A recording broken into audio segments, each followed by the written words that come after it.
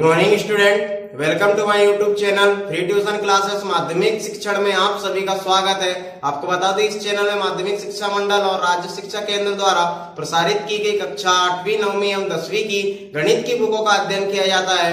तो आइए स्टूडेंट, हम आज स्टार्ट करते हैं आज की गणित की क्लास। तो आज हम आपके लिए गणित की क्लास में लेकर के आए कक्षा 10वीं की विषय गणित की अध्याय 3 से 2 चर वाले रैखिक समीकरण युग्म से प्रश्नावली 3.6।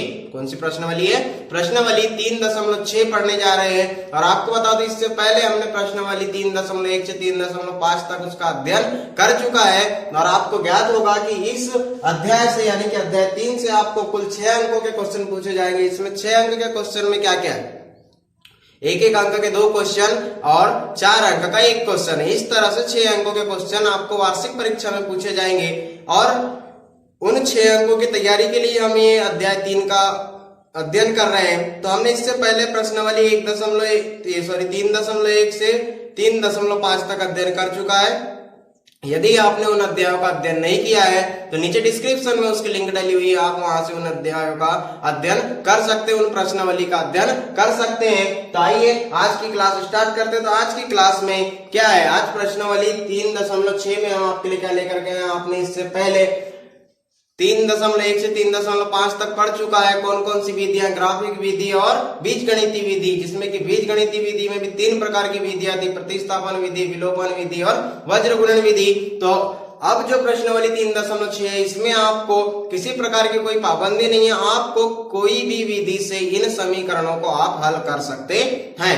किसी भी विधि से आप समीकरण को हल कर सकते हैं। तो आइए स्टूडेंट स्टार्ट करते हैं प्रश्नावली। लेकिन उससे पहले हम कुछ एग्जाम्पल्स देखते हैं। तो एग्जाम्पल में क्या है? आज की एग्जाम्पल है हमारा आपकी बुक से, कक्षा 10वीं की बुक से है एग्जाम्पल नंबर 17। तो एग्जाम्पल नंबर 17 क्या है? 2/x + 3/y 2/x + 3/y = 13। फिर है 5/x - 4/y = -2। इस तरह से आपको 2 समीकरण का युग्म दिया हुआ है। इस तरह से आपको समीकरण का युग्म दिया हुआ है, जिसमें क्या है? 2 समीकरण है। तो आप इन्हें अब किस तरह से हल करेंगे? क्या आप इस कंडीशन में उन्हें हल कर सकते हैं? जी नहीं कर पाएंगे। तो हम इन्हें क्या करेंगे? किसी दूसरे कंडीशन में बदलेंगे। तो आइए देखते हैं। हम सबसे पहले यहाँ पे माना कि हम कुछ मान लेते हैं। तो क्या मानेंगे? हम किस तरह से मानेंगे? तो आप देख पा रहे हैं, इस जो पहली संख्या है दोनों की, उसके अपॉन में क्या है? x है। और जो दूसरी संख्या है दोनों की, उसके अपॉन में क्या है? y है। क्या है? y है। तो हम इन्हें किस तरह से मान लेते हैं कि 1/x = p और 1/y = q। 1/y = q। फिर उसके बाद क्या लिखते हैं हम यहाँ? अब आप देखेंगे कि जो समीकरण बनाए कैसे बना होगा? 2 × 1/x + 3 × 1/y = 13। इस रूप में समीकरण बना होगा। आप 2 का गुणा कीजिए, 2/x आ जाएगा। और ये जो समीकरण बना होगा अगला इस तरह से बना होगा, -4 × 1/y = -2। इस तरह से। तो अब आप यहाँ x और 1/x और 1/y की वैल्यू रखिए, आपको एक सरल समीकरण मिल जाएगा, जो इससे पहले आप हल करते आए इससे पहले की प्रश्नावलियों में कुछ इस तरह से। 2p + 3q = 13 और 5p - 4q = -2। तो इसे आप समीकरण 3 लिख लीजिए, इसे आप समीकरण 4 लिख लीजिए। कैसे लिखेंगे? यदि आप इन्हें समीकरण 1 और 2 लिखे तो फिर हम क्या करते हैं? समीकरण 3 व 4 को प्रतिस्थापन विधि से हल करते। कौन सी विधि से? प्रतिस्थापन विधि से हल करने पर। तो प्रतिस्थापन विधि से हल करने पर हमें क्या मिलेगा? तो हम यहां से कुछ अगली वैल्यू ले लेते हैं समीकरण 4 से। समीकरण 4 से, तो समीकरण 4 से क्या होगा? हमने समीकरण 4 क्यों लिया? क्योंकि यहाँ पे जो q की वैल्यू थी वो क्या थी? ऋणात्मक थी। और यदि हम इसे पक्षांतर कर देंगे तो वह कैसी हो जाएगी? धनात्मक हो जाएगी। यानी कि 5p = 4q - 2, यानी p बराबर हो जाएगा 4q - 2/5। क्या हो जाएगा? 4q - 2/5। ये एक समीकरण मिल गया हमें, समीकरण 5। और फिर क्या करते हैं हम? समीकरण 5 से p का मान समीकरण 3 में रखते।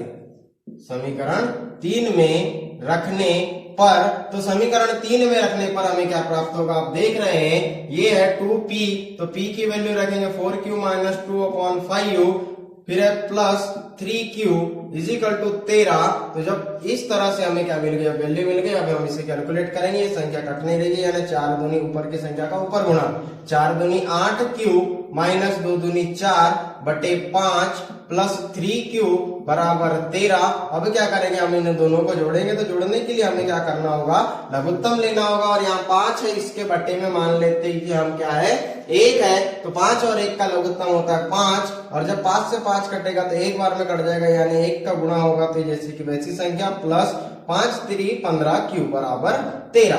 फिर ये 13 का इधर गुणा होगा, भाग का पक्षांतर गुणा में, तो ये हो जाएगा 8q माइनस 4 प्लस 15q बराबर 13 5 65, 13 5 65।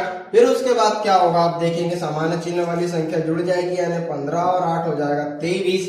ये माइनस का इधर पक्षांतर होगा, काय में होगा प्लस में, यानी 65 प्लस 4, तो 23q इज इक्वल टू 69, तो q इज इक्वल टू 69/23। तो जब 23 से आप इसे काटेंगे तो आप 3 बार में काट लेंगे, यानी q बराबर आपको क्या वैल्यू मिलेगी 3। q बराबर कितना मिलेगा आपको 3 मिलेगा। तो q बराबर आपने क्या निकाल लिया 3 निकाल लिया। और जब q बराबर 3 आ गया तो अब आप क्या करेंगे, q का मान समीकरण 5 में रखते हैं। तो q का मान समीकरण 5 में रखेंगे तो हमें p की वैल्यू मिल जाएगी, यानी कि p बराबर 4 इंटू 3 माइनस 2/5। 3 कहां से आया, q की वैल्यू। अब क्या होगा, 4 तिया 12, p बराबर 12 माइनस 2/5, तो ये कितना हो जाएगा, 12 में से 2 गए 10 बटे 5, यानी p की वैल्यू हो जाएगी 2। 5 दूनी 10, ये इससे कटा तो कितने बार में कट गया था, 3 बार में, यानी अब आपको p और q दोनों की वैल्यू मिल गई। अब यहां से आप x और y की वैल्यू निकाल सकते हैं, तो कैसे निकालेंगे x और y की वैल्यू। अब क्या करते हैं, हम ये p और q की वैल्यू रखते हैं यहाँ, यानी कि हमने माना था 1/x बराबर p, 1/y बराबर q। तो यहाँ पर आप p और q की वैल्यू रख दीजिए, तो ये 1/x बराबर कितना हो जाएगा, p की वैल्यू 2 और ये 1/y बराबर q की वैल्यू 3। तो फिर इसे कैसे आगे हल करेंगे, तो आप देखेंगे कि यदि हम इनका इधर गुणा करें तो भाग वाली संख्या का गुणा कहाँ होगा, भाग वाली संख्या का पक्षांतर होगा गुणा में, यानी हो जाएगा 1 बराबर 2x और ये 1 बराबर हो जाएगा 3x, 3y। और हमें वैल्यू का ही चाहिए x और y की वैल्यू चाहिए, x और y की वैल्यू चाहिए। तो x और y की वैल्यू निकालने के लिए हमें अब फिर गुणा वाली संख्या का पक्षांतर करना पड़ेगा भाग में, यानी हो जाएगा 1/2 बराबर x और ये हो जाएगा 1/3 बराबर y। क्या हो जाएगा 1/3 बराबर y। इस तरह से आपको x और y के मान मिल जाएंगे। इस तरह से आपको x और y की वैल्यू क्या हो जाएगी, मिल जाएगी। और आपने ज्ञात कर चुका है x बराबर 1/2 और y बराबर 1/3। तो ऐसे ही और आपको समझने के लिए हम और एक एग्जांपल लेते कुछ इसी तरह से। आपकी बुक का एग्जांपल नंबर 18, आपकी बुक का एग्जाम्पल नंबर 18। आई होप आपको ये पहला एग्जाम्पल समझ में आया होगा। और जैसे ही आप जब पहला एग्जाम्पल समझ जाएंगे तो आपको जो सेकंड एग्जाम्पल है वह भी बहुत जल्दी समझ में आ जाएगा। तो अब सेकंड एग्जाम्पल ले रहे हैं हम बुक से। एग्जाम्पल नंबर 18 वह क्या दिया हुआ है कि निम्न समीकरण युग्मों को रैखिक समीकरण के युग्म में बदलकर हल कीजिए। आपको जो समीकरण का युग्म दिया है उसे रैखिक समीकरण के रूप में बदलना है और फिर हल करना है और एक्स वाई की वैल्यू ज्ञात करना है। तो क्या है 5/x - 1, 5/x - 1 plus 1/y - 2, y - 2 is equal to 2 दिया हुआ है, इज इक्वल टू 2 दिया हुआ है। और फिर क्या दिया हुआ है 6/x - 1, फिर क्या है -3/y - 2 is equal to -1, sorry 1, सिर्फ और सिर्फ 1 है। ये समीकरण 1 है, ये समीकरण 2 है। तो इन्हें क्या करना है, हमें रैखिक समीकरण युग्म के रूप में चेंज करना है। क्या करना है, रैखिक समीकरण युग्म के रूप में हमें बदलना है और उसके बाद में हमें हल करना है। आपने देखा इससे पहले वाले एग्जाम्पल में आपने क्या देखा था कि जो समान संख्या थी हमने उन्हें कुछ मान लिया था। क्या किया था, उन्हें कुछ माना था। तो कैसे माना था आइए देखते हैं। वहां पर भी देखेंगे आप कि यहाँ पर भी x था, यहाँ पर भी y था। इसी तरह से यहाँ पर क्या है, x -1 y -2, यहाँ भी y -2 है, x -1 है। तो हम यहाँ भी रैखिक समीकरण बनाने के लिए हम मान लेते हैं, माना कि 1/x -1 p और 1/y -2 q। इस तरह से आप मान लीजिए, इस तरह से आप मान लीजिए। और आपने देखा था कि पहले एग्जांपल में समीकरण किस तरह से बना होगा, कुछ इस तरह से बना होगा, 5 × 1/x -1 प्लस 1 × 1/y -2 2। और जो दूसरा समीकरण है वह भी कुछ ऐसे ही बना होगा, -3 × 1/y -2 1। और आपने 1/x -1 को माना है p, 1/y -2 को माना है q। तो इनकी वैल्यू रख दीजिए, तो ये आपको एक रैखिक समीकरण युग्म में मिल जाएंगे, यानी कि 5p प्लस 1q यानी कि q = 2 और ये हो जाएगा 6p - 3q। क्या मिलेगा, -3q = 1, यानी मिल गया समीकरण 3, समीकरण 4। इससे पहले क्या किया था आपने कि इन्हीं दो समीकरण के युग्म को आपने प्रतिस्थापन विधि से हल किया था। अब क्या करते हैं, हम विलोपन विधि से हल करते हैं। तो देखते हैं कि क्या वैल्यू आती है या नहीं।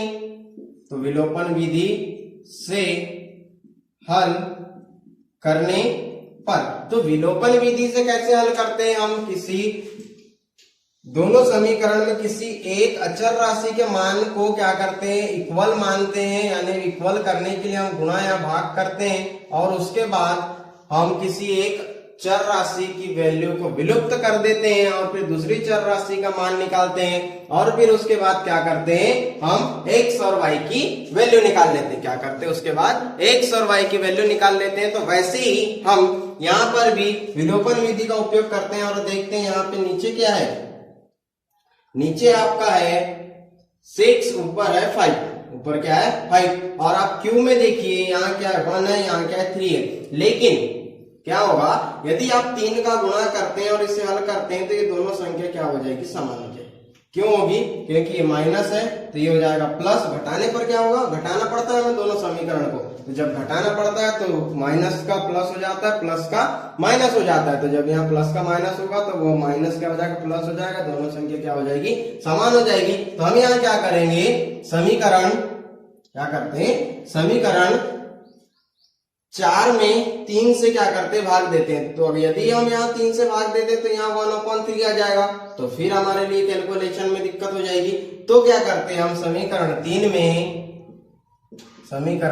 3 में 6 से गुणा और समीकरण 4 में 5 से गुणा करके घटाने पर, समीकरण 3 में 6 से और समीकरण 4 में 5 से गुणा करके घटाने पर हमें क्या मिलेगा, ये देखते हैं। या गुणा करते हैं और उसके बाद इन्हें घटाएंगे। तो समीकरण 3 में 6 से, तो समीकरण 3 ये है, तो इसमें 6 से गुणा करेंगे। तो 6 × 5 = 30 प्लस 6q = 12। फिर क्या है, 5 × 6 = 30, p है तो p प्लस माइनस है तो माइनस। फिर यहाँ 5 से गुना कर रहे, 5 × 3 = 15, फिर 5 × 1 = 5, 5 × 1 = 5। अब हम क्या करेंगे, इन्हें क्या करेंगे, घटाएंगे। तो ये माइनस, ये प्लस हो जाएगा, ये माइनस हो जाएगा। तो प्लस माइनस वाली संख्या कैंसिल, प्लस प्लस वाली संख्या जुड़ेगी। तो 15 और 6 = 21, q बराबर ये समान चिन्ह वाली संख्या घटेगी यानी कि 7। तो q बराबर क्या हो गया, 7/21। कितना आ गया, 7/21, यानी 7 × 7 और 3 × 3। यानी Q बराबर कितना आ गया 1/3। कितना आ गया 1/3 आ गया। तो जब यहां 1/3 आया तो अब क्या करते हैं हम इसमें Q का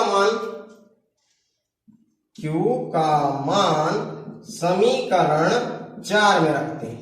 काय में रखते हैं? अब समीकरण 4 में रखते हैं, यानी कि यहां रखेंगे तो हमें P की वैल्यू मिल जाएगी, यानी 6P माइनस 3Q का वैल्यू रख दी 1/3 इज इक्वल टू 1। तो ये 3 से ये 3 कैंसिल, 3 से 3 कैंसिल। ये कितना आ गया? अब यहाँ क्या आ गया? 0 हो गया, यानी 6P इज इक्वल टू 1। तो P is equal to 1/6। P is equal to कितना आ गया? 1/6। तो इस तरह से आपने P और Q की वैल्यू निकाल लिया। और इससे पहले क्या किए थे हमने? इसके पहले वाले एग्जांपल में P और Q की वैल्यू निकाल करके उसके हमने अपॉन में रखे थे। कहां रखे थे? उसके अपॉन में रखे थे। तो फिर यहां पर हम उसके अपॉन में जब यहाँ वैल्यू रखेंगे, यहाँ क्या करेंगे? उसके अपॉन में जब वैल्यू रखेंगे तो हमें क्या मिलनी चाहिए? इसकी वैल्यू क्या मिलना चाहिए? समान मिलना चाहिए। इन दोनों की वैल्यू कैसी? अब हमें ये वैल्यू को कहाँ रखेंगे? हम यहाँ रखेंगे P और Q की वैल्यू को। ये Q की वैल्यू यहाँ रखेंगे, P की वैल्यू को कहाँ रखेंगे? यहाँ रखेंगे। और उसके बाद जब हम P और Q की वैल्यू को यहाँ रखने के बाद हम हल करेंगे तो हमें क्या मिलना चाहिए? उसके मान समान मिलना चाहिए। कैसे मिलना चाहिए? समान मिलना चाहिए। तो उसके बाद फिर हम x और y की वैल्यू निकालेंगे। तो आइए देखते हैं। तो यहां पर अब क्या करते हैं? P और Q की वैल्यू रखते हैं। कहां की वैल्यू रखेंगे? P और Q की वैल्यू रखेंगे। तो जब P और Q की वैल्यू रखेंगे तो आप देख पा रहे हैं यहां पर, यहां रखते हैं P और Q की वैल्यू, यानी 1/x minus 1 is equal to P और 1/y minus 2 is equal to Q। कितना हो गया? 1/x minus 1 is equal to P, 1/y minus 2 is equal to Q। ये माना था। अब हम यहाँ क्या करेंगे? P और Q के मान रख देंगे। क्या करेंगे?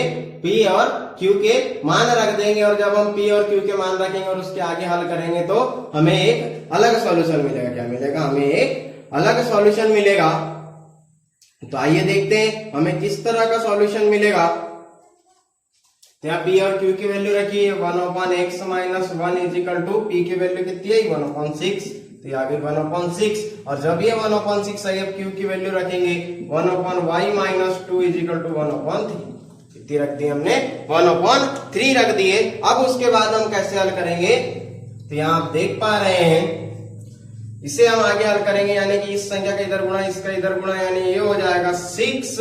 ये क्या हो जाएगा? 6x माइनस 6 बराबर x माइनस 1, और ये हो जाएगा 3 is equal to y minus 2। कितना हो जाएगा? 3 is equal to y minus 2। और जब ये ऐसा हो जाएगा तो अब हम इसे चर राशि एक तरफ और अचर राशि एक तरफ कर लेते हैं। क्या करते हैं? चर राशि एक साइड और अचर राशि एक साइड, यानी 6 प्लस माइनस का plus 1 is equal to x, और यहाँ क्या होगा? 3 plus 2 is equal to y।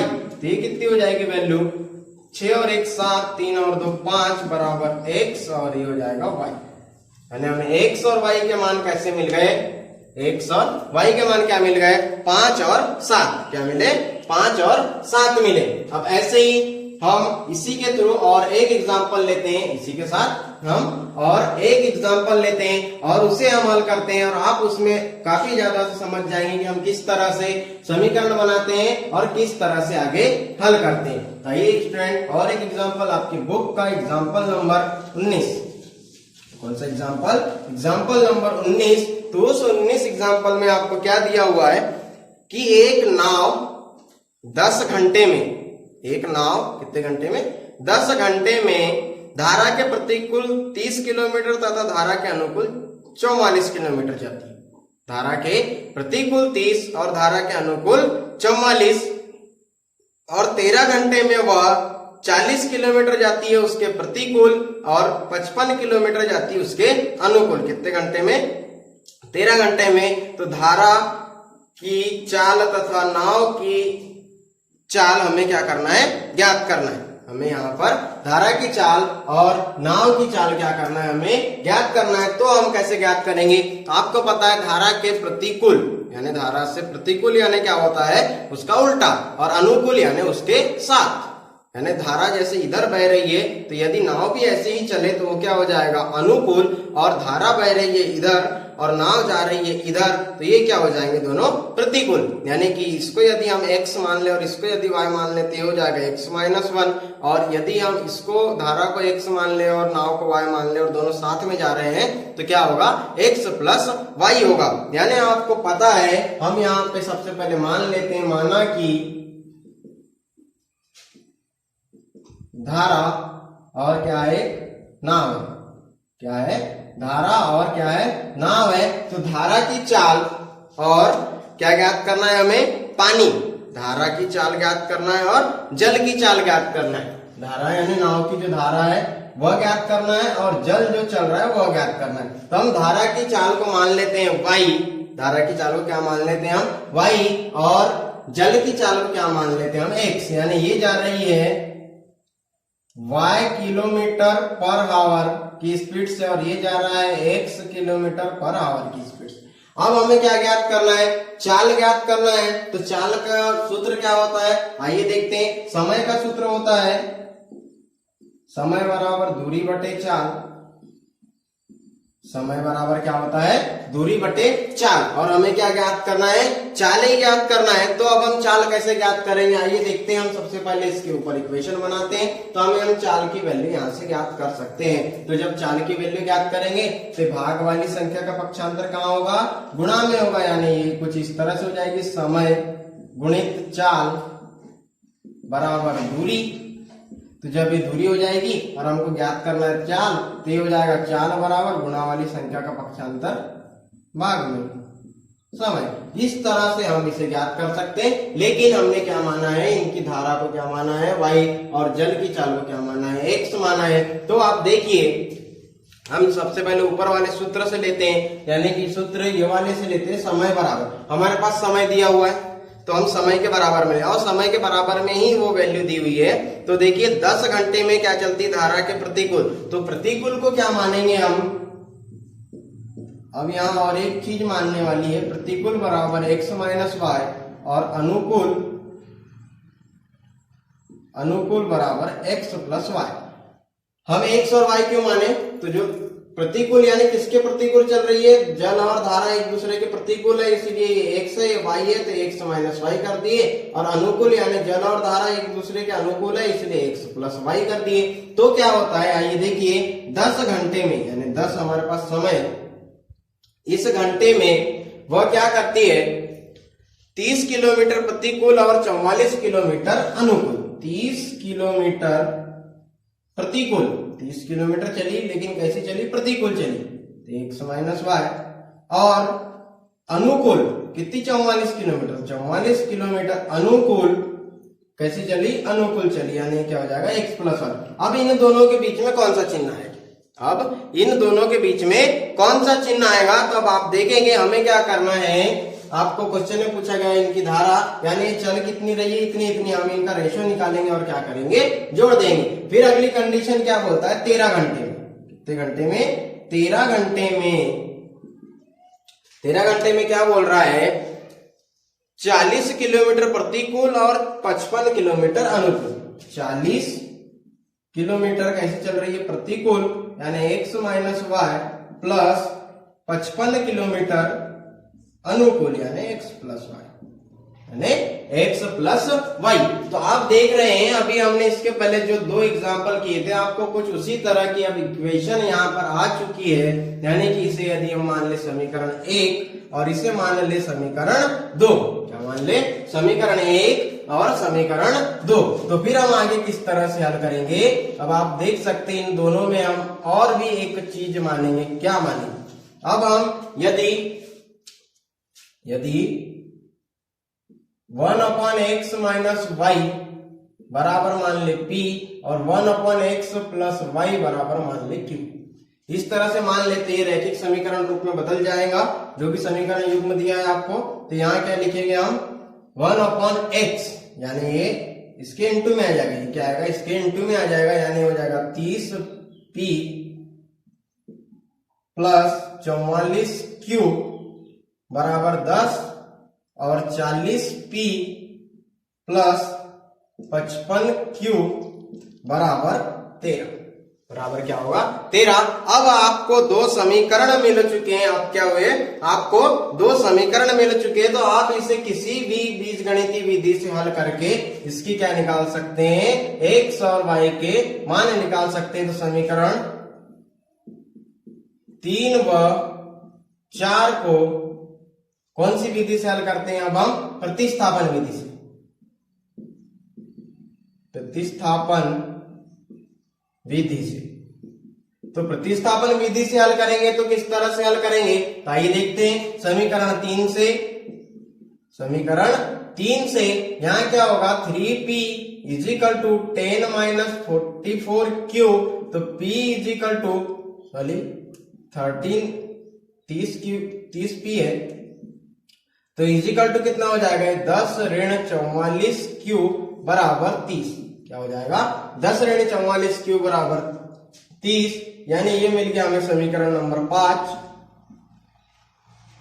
क्या मिल गया, समीकरण नंबर 5। और जब ये समीकरण नंबर 5 मिला तो अब क्या करते हैं, समीकरण 5 से p का मान समीकरण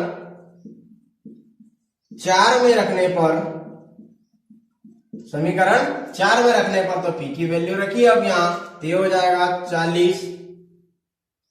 p का मान रखेंगे 10 minus 44q upon 30 plus 55q बराबर कितना दिया हुआ है आपको 13, बराबर में कितना है 13 है। क्या संख्या कटेगी देखते हैं, काट के इस जीरो से इस जीरो को क्या करते हैं, हम काट देते हैं। और जब इस जीरो से इस जीरो को काट दिया, अब अंदर गुणा करेंगे इस संख्या का, तो 10 चौक 40 माइनस 4 चौक 16 की 6 हासिल का 1 4 चौक 16 और 1 17 q प्लस 55q बराबर 13, और इसके बटे में आप देख रहे हैं यहाँ कितना है 3 है। और जब इसके बटे में 3 है तो अब इन तीन दोनों को जोड़ेंगे। सबसे पहले तो आप इन दोनों को जोड़ेंगे तो लघुत्तम लेंगे 3, और जब आप लघुत्तम 3 लेंगे तो क्या होगा, ये 3 से 3 कैंसिल होगा, यानी ये जो संख्या है ये जैसी की वैसी रहेगी। और इसमें 3 से गुणा होगा, यानी 5 3 15 की 5 हासिल का 1 5 3 15 और 1 16, यानी बराबर ये हो गया 13। अब क्या आ गया, बराबर 13 आ गया। अब इसके आगे आप फिर से हल करेंगे, यानी आप भाग वाली संख्या का पक्षांतर कहां करेंगे, गुणा में। भाग वाली संख्या का पक्षांतर कहां करेंगे, गुणा में करेंगे। तो जब भाग वाली संख्या का पक्षांतर आप गुणा में करेंगे तो हो जाएगा 40 माइनस 176 प्लस 165 q, दोनों में q है, बराबर 13 3 3 9 और 3 का 3 39। अब क्या करते हैं, हमें असमान चिन्ह वाली संख्या क्या होगी, घट जाएगी, बड़ी संख्या से छोटी संख्या घटेगी। और फिर उसके बाद क्या होगा, यहाँ पर आप देखेंगे बड़ी संख्या के सामने का चिन्ह लगेगा, यानी काय का चिन्ह लगेगा, माइनस का, बड़ी संख्या के सामने काय का चिन्ह माइनस का। अब इससे क्या हो जाएगी, घट जाएगी, यानी 6 में से 5 गया तो यहाँ कितना बचेगा, 1 बचेगा। फिर 7 में से 6 गया तो यहाँ कितना बचेगा, 1 बचेगा। और उसके बाद जब यहाँ 1 1 बचा तो यहाँ q, अब 1 से 1 गया तो 0। और फिर क्या होगा, ये 39 है, 39 में से कितना माइनस करेंगे हम, कितना बचेगा 40, यानी 39 माइनस 40 होगा। जब धनात्मक संख्या के इधर पक्षांतर होगा तो यहाँ क्या बचेगा, समान चिन्ह वाली संख्या है, यहाँ पर जब घटाएंगे तो यहाँ कितना बचेगा, 1 बचेगा। 39 और 1 40। अब क्या होता है, ये माइनस से माइनस कैंसिल, तो q बराबर कितना आ जाएगा, 1/11 आ जाएगा। कितना आ जाएगा, q बराबर 1/11 आ जाएगा। और फिर उसके बाद जब आप q बराबर 1/11 ला लेते हैं तो उस q की वैल्यू को आप कहाँ रखेंगे, उस q की वैल्यू को आप समीकरण 5 में रखेंगे तो आपको p की वैल्यू मिल जाएगी, यानी बराबर 10 माइनस 44 1/11 अपॉन 30 इतना रखेंगे। उसके बाद यहाँ क्या होगा, अब आप देख पा रहे हैं p बराबर 10 माइनस 44 11, ये कैसा हो जाएगा 44 अपॉन 11, तो 11 44, तो ये 4/30, तो p बराबर 6/30, तो 6/30 यानी 6 पंचे 30, 1/5। p का मान कितना आ गया, p बराबर 1/5 आ गया। कितना आ गया, p बराबर 1/5 आ गया। अब हमने p और q की क्या निकाल ली है, वैल्यू निकाल ली है। तो अब इसे आगे हल करेंगे, p और q का मान कहाँ रखेंगे, अब हम P और Q का मान कहाँ रखेंगे, हमें x और y की वैल्यू मिल जाए तो यहाँ रखेंगे, क्योंकि हमने यहाँ माना था 1/x माइनस वाई बराबर P और 1/x प्लस वाई बराबर Q। तो अब यहाँ P और Q की वैल्यू रखेंगे, यानी 1/x माइनस वाई बराबर कितना हो जाएगा, P की वैल्यू 1/5 और यहाँ पर Q की वैल्यू रखेंगे 1/x प्लस वाई बराबर 1/11। इस तरह से आपने वैल्यू रख दी। अब हम इसे आगे हल करेंगे, तो आगे हल करते हैं हम इधर। तो यहां पर हम आगे हल करेंगे तो यहाँ क्या मिलेगा, अब आप देख पा रहे हैं इसका जब तिर्यक गुणा होगा तो इसका गुणा इससे और इसका गुणा इससे होगा, यानी कि ये हो जाएगा x माइनस वाई बराबर 5 और ये हो जाएगा x प्लस वाई बराबर 11। कितना होगा, यहाँ 11 कैसे आएगा, इसका गुणा इधर होगा और इसका गुणा इधर होगा। तो अब x और y की वैल्यू निकालना है, फिर से हमको क्या करना है, x और y की वैल्यू निकालना है। तो हम क्या करते हैं, इन दोनों को कैसा करते हैं, हम घटा देते हैं। x प्लस वाई बराबर 11 ऐसा आया था, तो हम इन दोनों को क्या करते हैं, घटा देते हैं। तो जब हम इन दोनों को घटाएंगे तो यहाँ माइनस इस तरह से संख्या चेंज हो जाएगी घटाने में, तो प्लस माइनस कैंसिल, ये माइनस माइनस माइनस 2y बराबर ये क्या है, असमान चिन्ह वाली संख्या। कैसी है, असमान चिन्ह वाली संख्या घटेगी, यानी कि 11 में से 5 जाएंगे तो कितना बचेगा, 6 बचेगा। माइनस का चिन्ह है तो माइनस लगेगा, ये माइनस से माइनस कैंसिल, y बराबर कितना आ गया 6/2, यानी कि y बराबर 2 तिया 6, y बराबर कितना आ गया 3 आ गया। अब y का मान उठा करके आप इनमें से किसी में भी रख दीजिए। तो y का मान मान लीजिए हमने यहाँ रख दिया, कहाँ रख दिया, यहाँ रख दिया। तो हो जाएगा x माइनस 3 इक्वल टू 5, तो x बराबर 3 प्लस 5, जो माइनस के इधर पक्षांतर होगा तो प्लस में आएगा, यानी कि ये इस तरह से होगा 5 प्लस 3, यानी x बराबर 5 और 3 8।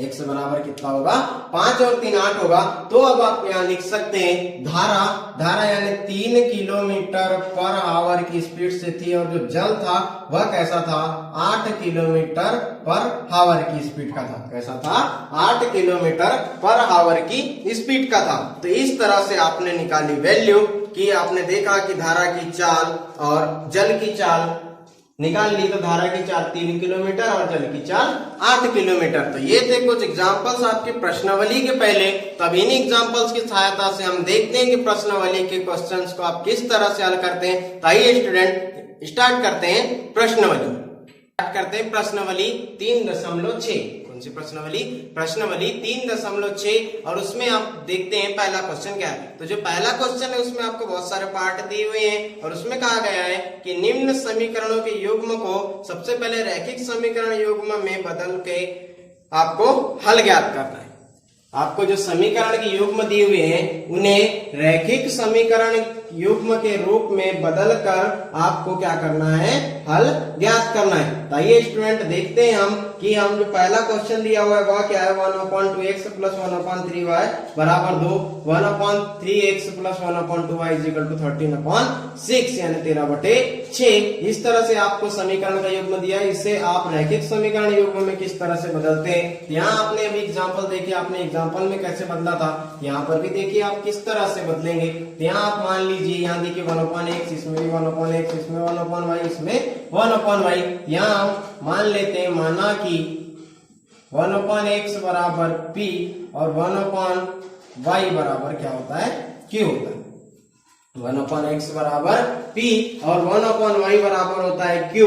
तो अब इसे हम आगे कैसे हल करेंगे। अब आपने इससे पहले देखा था कि जो ये जो अचर राशियां थी ये कहाँ थी, ऊपर थी, लेकिन यहाँ पर कहाँ है, नीचे है। तो हम इसे किस तरह से लिखेंगे, तो हम इस तरह से लिख सकते हैं 1/2 into 1/x plus 1/3 into 1/y बराबर 2, और ये 1/3 into 1/x plus 1/2 into 1/y बराबर 13/6 बराबर में कितना है, 13/6। अब यहाँ पर आप रख सकते हैं 1/x और 1/y की वैल्यू p और q के रूप में। तो यहाँ देखेंगे 1/2 इंटू p, और जब ये इंटू p होगा तो p कहाँ जाएगा, ऊपर, और उसके बटे में कितना आ जाएगा, 2 आ जाएगा। तो हम इसे एक और स्टेप बढ़ा ना बढ़ाते हुए इस तरह से लिख सकते हैं p/2 plus q/3 p/2 plus q/3 is equal to 2 और फिर इसे लिखेंगे p/3 plus q/2 is equal to 13/6।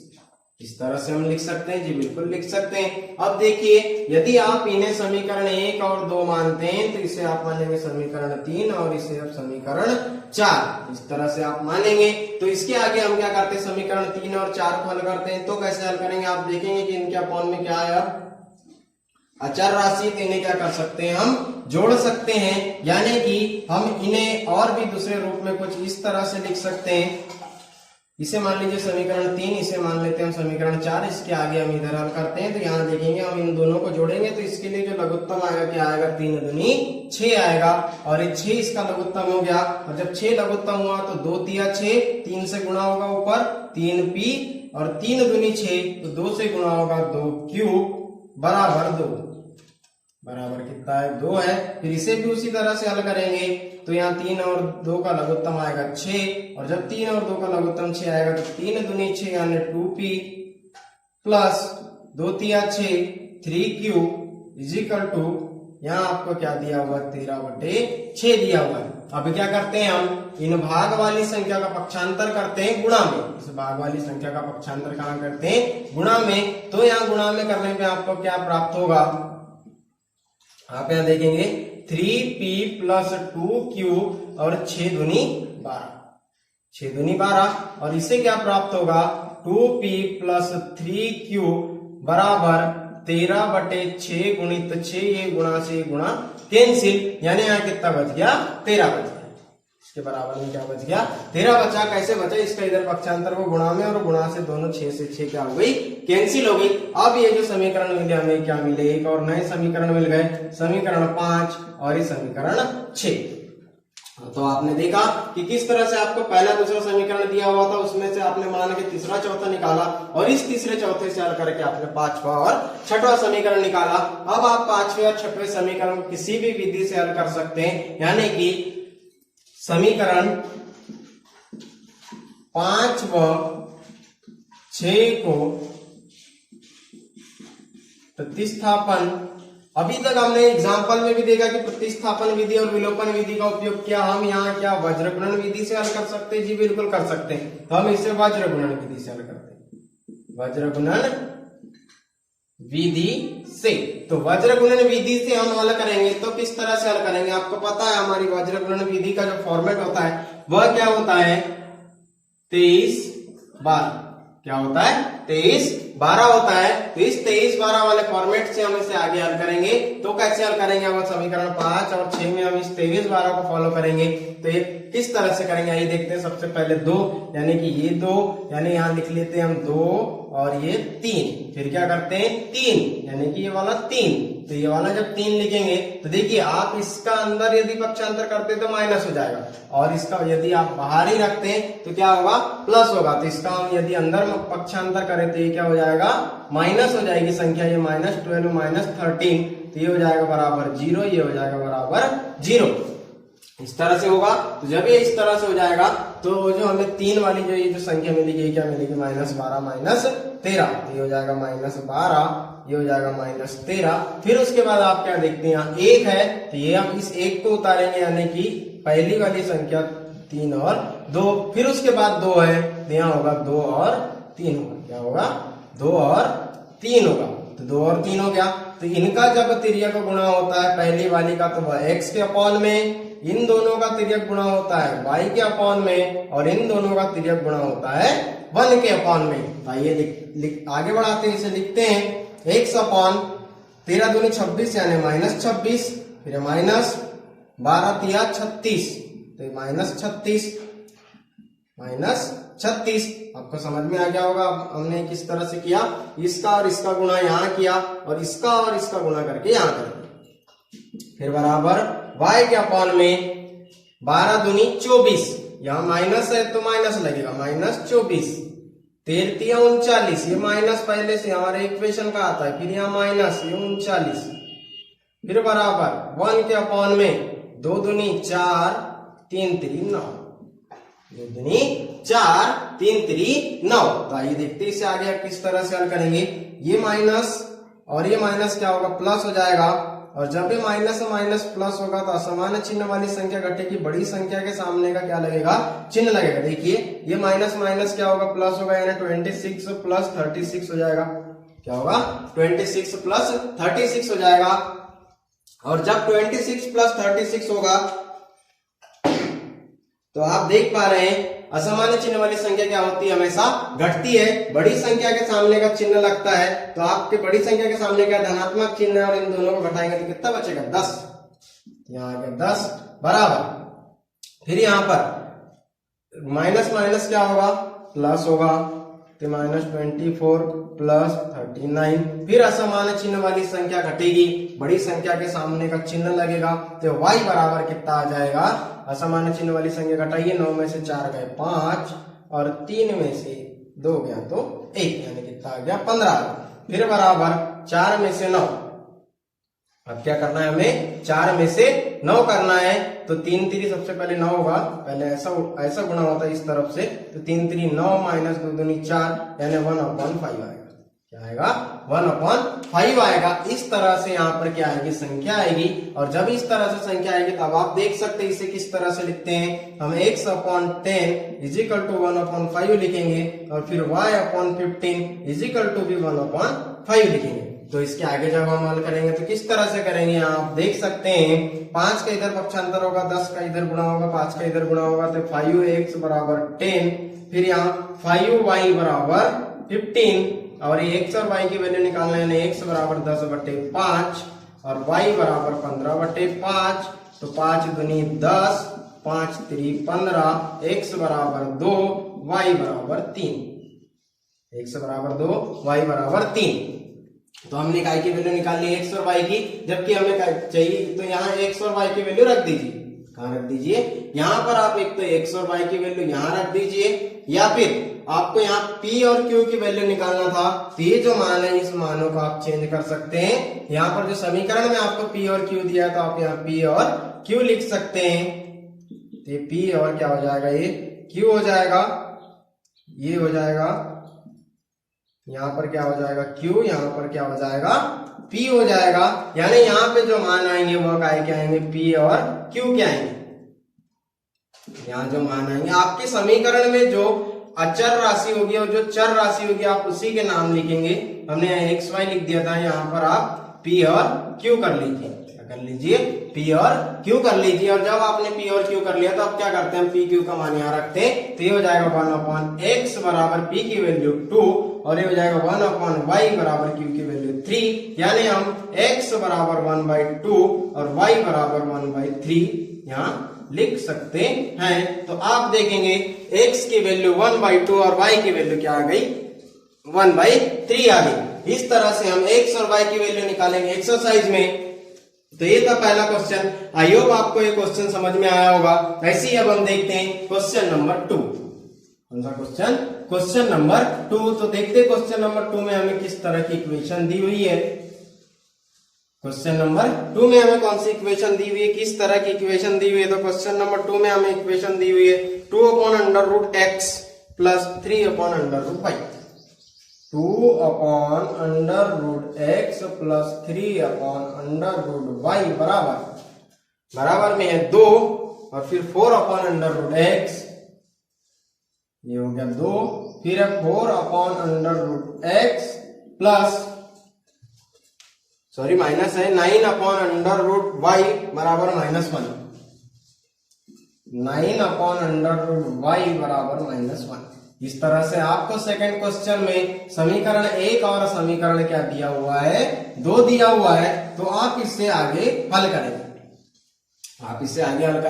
तो देखेंगे कि आप किस तरह से इसे आगे हल करते हैं और आप कैसे इसका सॉल्यूशन निकालेंगे। अभी आपने देखा क्वेश्चन नंबर 1 में किस तरह से आपने आगे हल किया और किस तरह से आपने इसका सॉल्यूशन निकाला। तो उसी प्रकार हम यही सेकंड क्वेश्चन को भी हम सेम कंडीशन और सेम फॉर्मूले से इसे सबसे पहले हम क्या करेंगे, रैखिक समीकरण युग्म के रूप में बदलेंगे। तो कैसे बदलेंगे, आप देख रहे हैं यहाँ √x है, यहाँ भी √x है, यहाँ √y है, यहाँ भी √y है। यानी कि हम यदि माना कि 1/√x बराबर t मान लेते हैं, या फिर r मान ले, या s मान ले, या p मान ले, q मान ले, या u मान ले, या v मान ले, u मान लेते। अभी तक हमने p q सॉल्व किया, अब u मान लेते। इसके बराबर में u और इसके बराबर में क्या मानते हैं, √y बराबर v। इस तरह से हमने दो अचर राशियों को दो अचर राशि के रूप में माना। तो जब हमने इस तरह से माना तो आप देखेंगे, इसके पहले आपने इस तरह का क्वेश्चन हल किया तो समीकरण कैसे बदल जाएंगे। ये हो जाएगा 2u + 3v = 2 और ये हो जाएगा 4u - 9v = -1। इस तरह से हो गया। अभी हमने क्या किया था, अब आपको मिल गया समीकरण 3, समीकरण 4। अभी हमने वज्र गुणन विधि का उपयोग किया था, अब करते हैं समीकरण 3 व 4 में 3 व 4 को विलोपन विधि से। कौन सी विधि से, विलोपन विधि से हल करने पर। तो विलोपन विधि से हल करने पर क्या होगा, आप देखेंगे, यदि समीकरण 3 में 2 से गुणा कर दें, समीकरण 3 में 2 से गुणा करने पर हमें क्या मिलेगा, 2 दूनी 4u + 6v = 4। ये समीकरण नंबर 5।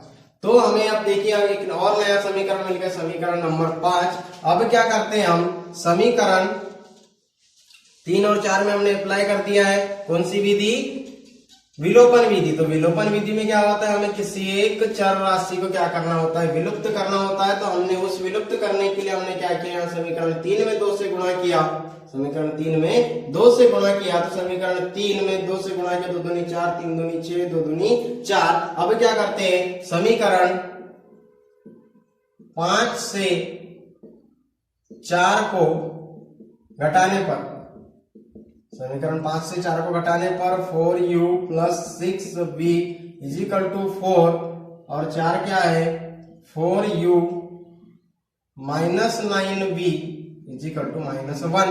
और जब इसे घटाएंगे तो ये माइनस हो जाएगा, ये प्लस हो जाएगा, ये प्लस हो जाएगा, ये प्लस हो जाएगा।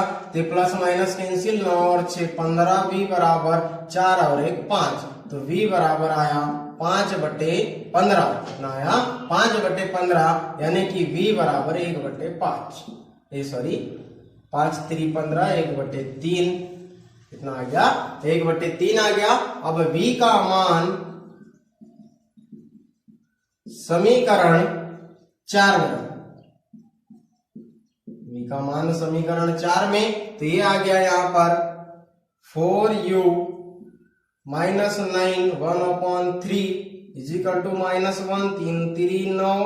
तो 4u बराबर -1 + 3, कितना आ गया, -1 + 3। फिर क्या होगा, 4u बराबर असमान चिन्ह वाली संख्या घटेगी, बड़ी संख्या के सामने का चिन्ह लगेगा, तो ये हो जाएगा 2।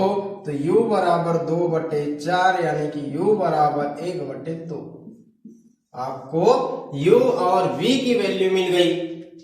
आपको क्या हुआ, u और v की वैल्यू मिल गई। अब क्या करते हैं आप, u और v की वैल्यू को यहां रखिए। कहां रखेंगे, यहां रखेंगे। तो कैसे रखेंगे, आइए देखते हैं। ये 1/√x बराबर u और 1/√y बराबर v, इस तरह से है। तो इसे हम आगे किस तरह से लिख सकते हैं, 1/√x बराबर v की वैल्यू, u की वैल्यू 1/2 और 1/√y बराबर v की वैल्यू 1/3। अब इनका क्या करेंगे, इसका गुणा यहाँ करेंगे, इसका गुणा यहाँ करेंगे, तो ये हो जाएगा 2 = √x और ये हो जाएगा 3 = √y। और वर्ग का पक्षांतर होता है वर्गमूल में, तो ये 2 का वर्गमूल बराबर x, 3 का वर्गमूल बराबर y। तो ये हो जाएगा 2 दूनी 4, यानी x बराबर 4, y बराबर 9। 3 3 9, 2 दूनी 4। इस तरह से आपने x और y की वैल्यू निकाल ली। क्या निकाल ली, x और y की वैल्यू निकाल ली। और आपने देखा कि किस तरह से आप x और y का मान निकाल सकते हैं। तो सेकंड इक्वेशन में आपने, सेकंड क्वेश्चन में आपने x y का मान निकाला, x का मान 4, y का मान 9। तो अब ऐसे ही देखते हैं क्वेश्चन नंबर 3। प्रश्न क्रमांक 1 का। तो क्वेश्चन नंबर 3 प्रश्न क्रमांक 1 का क्या है, 4/x प्लस 3y बराबर 14। 4/x बराबर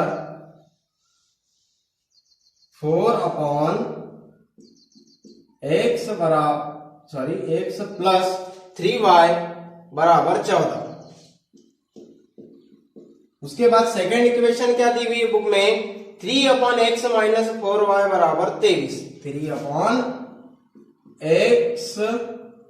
माइनस 4y बराबर 23 बराबर क्या दिया हुआ है, 23। इस तरह से आपको इक्वेशन दी है, ये इक्वेशन नंबर फर्स्ट है, इक्वेशन नंबर सेकंड है। उसके 1 के बराबर में दिया 14, 1 के बराबर में दिया है 23। तो अब आप इसे किस तरह से हल करेंगे, अभी आपने देखा 2 क्वेश्चन का आपने 2 रूप में हल किया, एक वज्र गुणन विधि, एक दूसरी विलोपन विधि। अब देखते हैं इसमें हम प्रतिस्थापन विधि का अप्लाई करेंगे, लेकिन कैसे करेंगे, सबसे पहले हमें रैखिक रूप में बदलना होगा। तो रैखिक रूप क्या होता है हमारा, x plus by plus c। तो यहाँ पर हम क्या करते हैं, 1/x यहाँ पे लिख दीजिए, माना कि 1/x बराबर p, 1/x बराबर p, या फिर 1/x बराबर q मान लीजिए, कुछ भी मान लीजिए। तो 1/x बराबर ये मान लीजिए, तो 1/x है ये, तो ये हो जाएगा 4p plus 3y is equal to 14, और ये हो जाएगा 3p minus 4y is equal to 23। ये समीकरण 3, ये समीकरण 4। अब यहाँ लिखते हैं हम समीकरण 3 व 4 को प्रतिस्थापन विधि से हल करेंगे।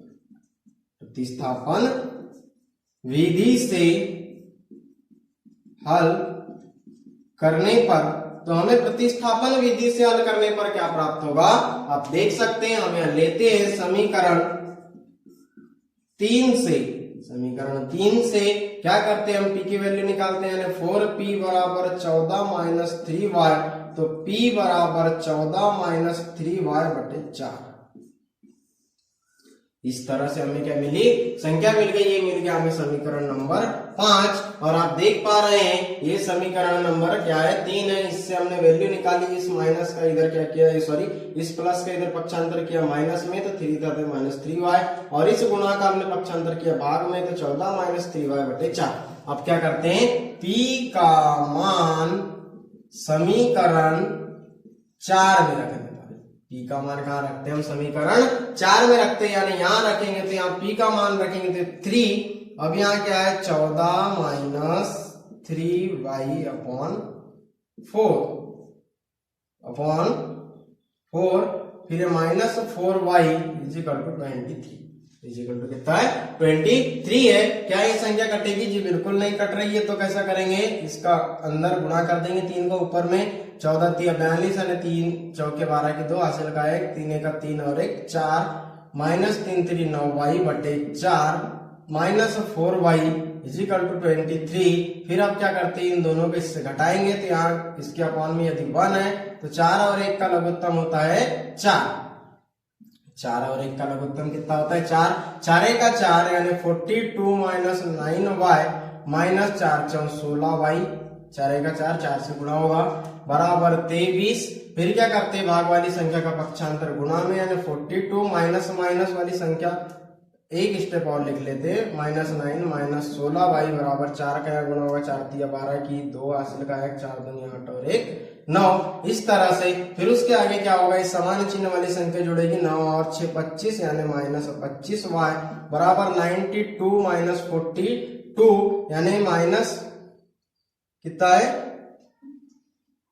25 इजिकल टू 92 माइनस 42, तो 92 minus 42 minus 25y is equal to यहाँ कितना निकलेगा 0 और ये 50 यानी माइनस 25।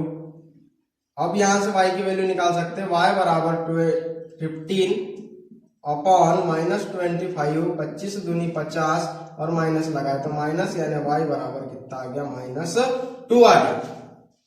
y की वैल्यू आपने कितनी निकाल ली, माइनस 2 निकाल ली। और जब आपने y की वैल्यू माइनस 2 निकाल ली, तो y की वैल्यू रखी अब समीकरण 5 में, y का मान समीकरण 5 में, तो समीकरण 5 में यानी कि यहां रखेंगे y का मान कितना माइनस 2 है, तो ये है p बराबर 14 माइनस 3 माइनस 2 अपॉन 4 P बराबर कितना आएगा, ये माइनस माइनस प्लस 3 दूनी 6, कितना हो जाएगा 14 माइनस माइनस प्लस 6 अपॉन 4, तो P बराबर 14 और 6 20/4, तो P बराबर हो जाएगा 4×5 20, कितना हो जाएगा 4×5 20। अब P का मान रखिए यहाँ 1/x बराबर P, तो ये 1/x बराबर 5, इसके अपॉन में लिखिए 1, तो इसका जब गुणा करेंगे तो 1 =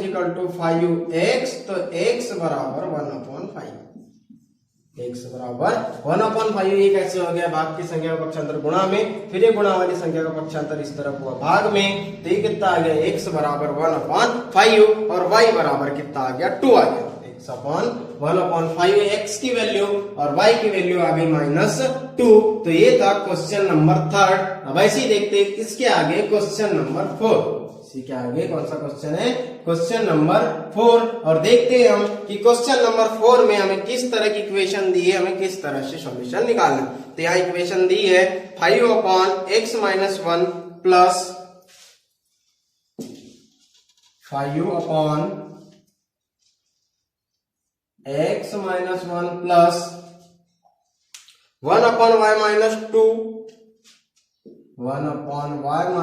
2 इज इक्वल टू कितना दिया हुआ है आपको 2 दिया हुआ है, इज इक्वल टू 2 दिया है, ये समीकरण नंबर 1 दिया हुआ है। ऐसे इक्वेशन 2 देखते हैं 6/x - 1 माइनस 6/x - 1 माइनस, फिर आपको दिया हुआ है 3/y - 2 इज इक्वल टू कितना दिया हुआ है 1। ये समीकरण नंबर 2। आपको क्वेश्चन नंबर 4 में समीकरण दिए हुए हैं 5/x - 1 प्लस 1/y - 2, इस तरह से समीकरण 1, और दूसरा समीकरण दिया हुआ है 6/x - 1 minus 3/y - 2 is equal to 1। इस तरह से आपको क्या दिया हुआ है, समीकरण 2 दिया हुआ है। क्या दिया हुआ है, समीकरण 2 दिया हुआ है। तो अब हम इसे हल करेंगे, तो किस तरह से हल करेंगे। अब इससे सबसे पहले हम क्या करते रहे कि समीकरण युग्म के रूप में क्या करेंगे, बदलेंगे, और उसके बाद हम इसे किसी एक बीजगणितीय विधि से हल करेंगे। यानी कि माना कि 1/x - 1 बराबर P, 1/y - 2 बराबर Q, तो ये हो जाएगा 5P plus Q is equal to 2, ये समीकरण नंबर 3। उसके बाद आप देखेंगे 6P प्लस नहीं माइनस है यहाँ -3Q इज इक्वल टू कितना हो जाएगा 1, इज इक्वल टू 1 हो जाएगा, और ये समीकरण हो जाएगा 4।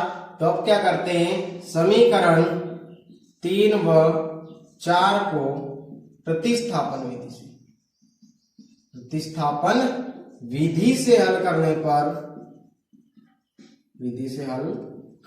पर, तो प्रतिस्थापन विधि से हल करने पर हमें क्या मिलेगा, तो हम लेते हैं समीकरण 3 से Q बराबर 2 - 5P हो जाएगा, Q बराबर 2 - 5P, यानी समीकरण नंबर क्या हो गया 5 हो गया।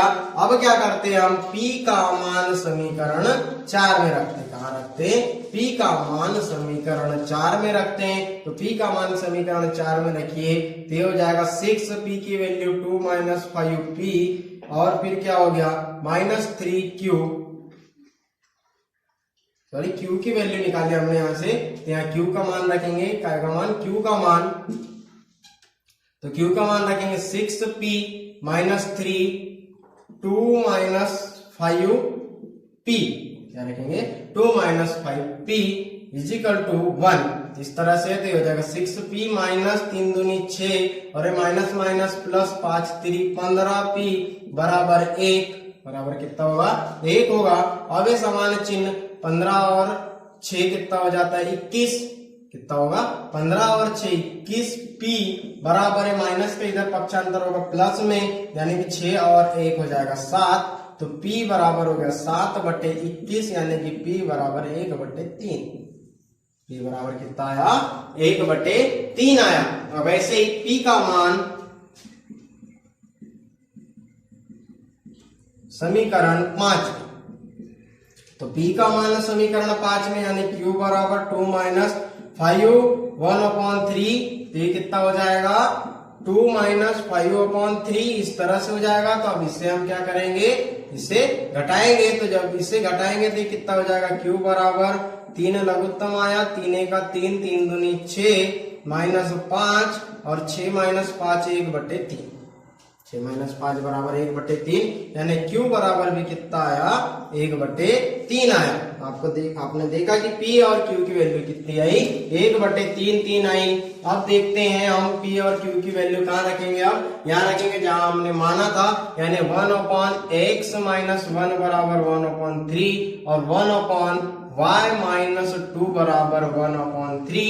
अब क्या करेंगे हम, इसे जब हल करेंगे तो ये किस तरह से होगा, इसे हल करेंगे तो ये किस तरह से होगा आप देख पा रहे हैं।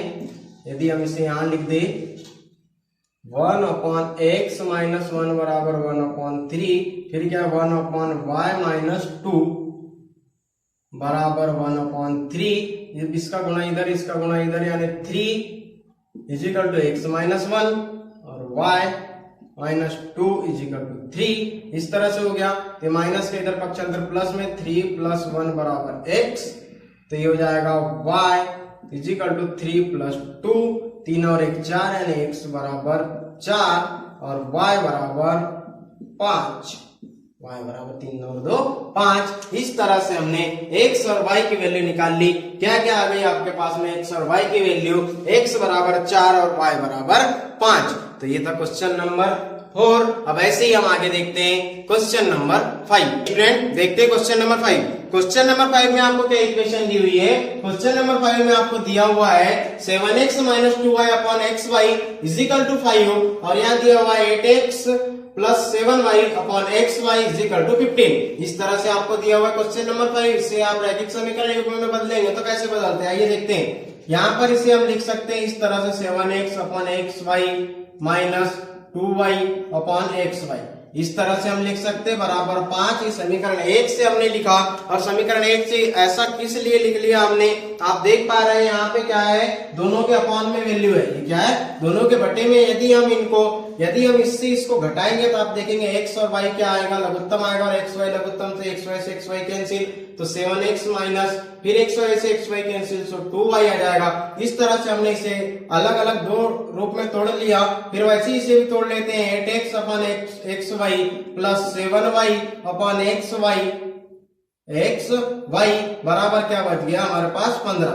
कितना बचा 15 बचा। तो अब आप देखेंगे x से x कैंसिल, y से y कैंसिल, यहाँ भी उसी कंडीशन में x से x और y से y कैंसिल। तो जब x से x और y से y कैंसिल हो गया तो यहाँ बच गया 7 अपॉन y और यहाँ बच गया माइनस 2 अपॉन x बराबर 5। फिर यहाँ क्या बच गया 8 अपॉन y, फिर उसके बाद क्या बचा प्लस 7 अपॉन x बराबर 15। क्या बचा प्लस 7 अपॉन x बराबर 15, यानी इसे मान लीजिए समीकरण 3, इसे मान लीजिए समीकरण नंबर 4। तो जब आप समीकरण 3 और समीकरण 4 मानेंगे तो हम यहाँ पे और हमें कुछ मानना होगा। तो समीकरण 3 और 4 में मानेंगे, अब क्या मानेंगे कि माना कि यहाँ पर क्या मानेंगे, आपने अब तक देखा है किस तरह से हम संख्याओं को मानते हैं और किस तरह से वैल्यू को रैखिक समीकरण में बदलते हैं। यदि यहाँ हम मान ले 1 upon y is equal to p और 1 upon x is equal to q, 1 upon y is equal to p 1 upon x is equal to q, तो यहाँ पर क्या हो जाएगा 7p minus 2q is equal to 5, फिर हो जाएगा 8p plus 7q is equal to 15। ये समीकरण 5 हो गया, ये समीकरण 6 हो गया। हमने पहले समीकरण 1 2 से समीकरण बनाए 3 4 और समीकरण 3 4 से हमने बना लिया समीकरण 5 6।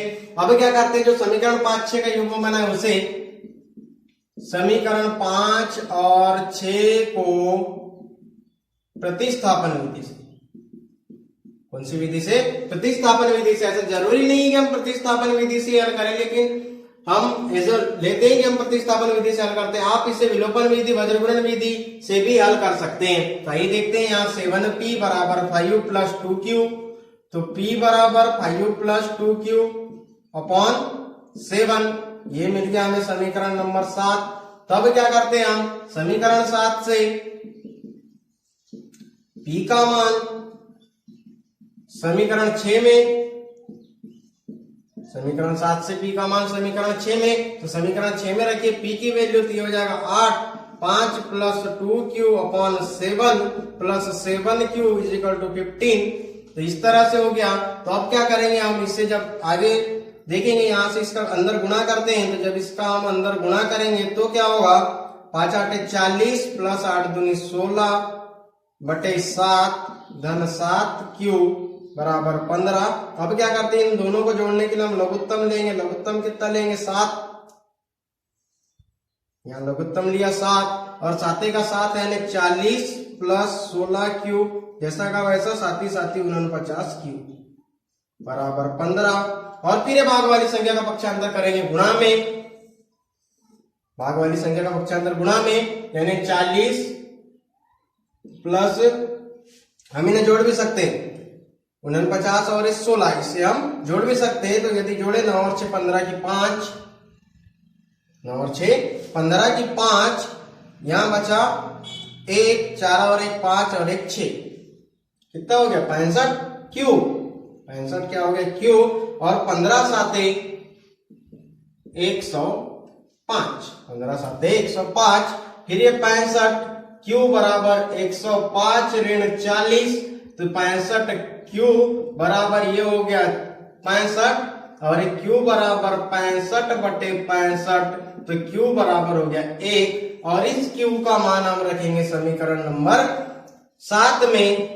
q का मान समीकरण 7 में, तो q का मान समीकरण 7 में यानी p बराबर 5 धन 2 गुणित 1 बटे 7, 5 और 2 7, 2 1 2, 5 और 2 7 बटे 7, यानी p बराबर आ गया 1। अब p और q की वैल्यू क्या आ गई, 1 आ गई। और जब p और q की वैल्यू 1 आ गई तो 1 अपॉन y बराबर 1, 1 अपॉन x बराबर 1, तो यहाँ हो जाएगा, इसका इधर पक्षांतर होगा भाग की संख्या गुणा में, तो y बराबर 1 और x बराबर 1 होगा, y बराबर 1 और x बराबर क्या होगा 1 होगा। इस तरह से आपने क्वेश्चन नंबर 5 में x और y की वैल्यू निकाली।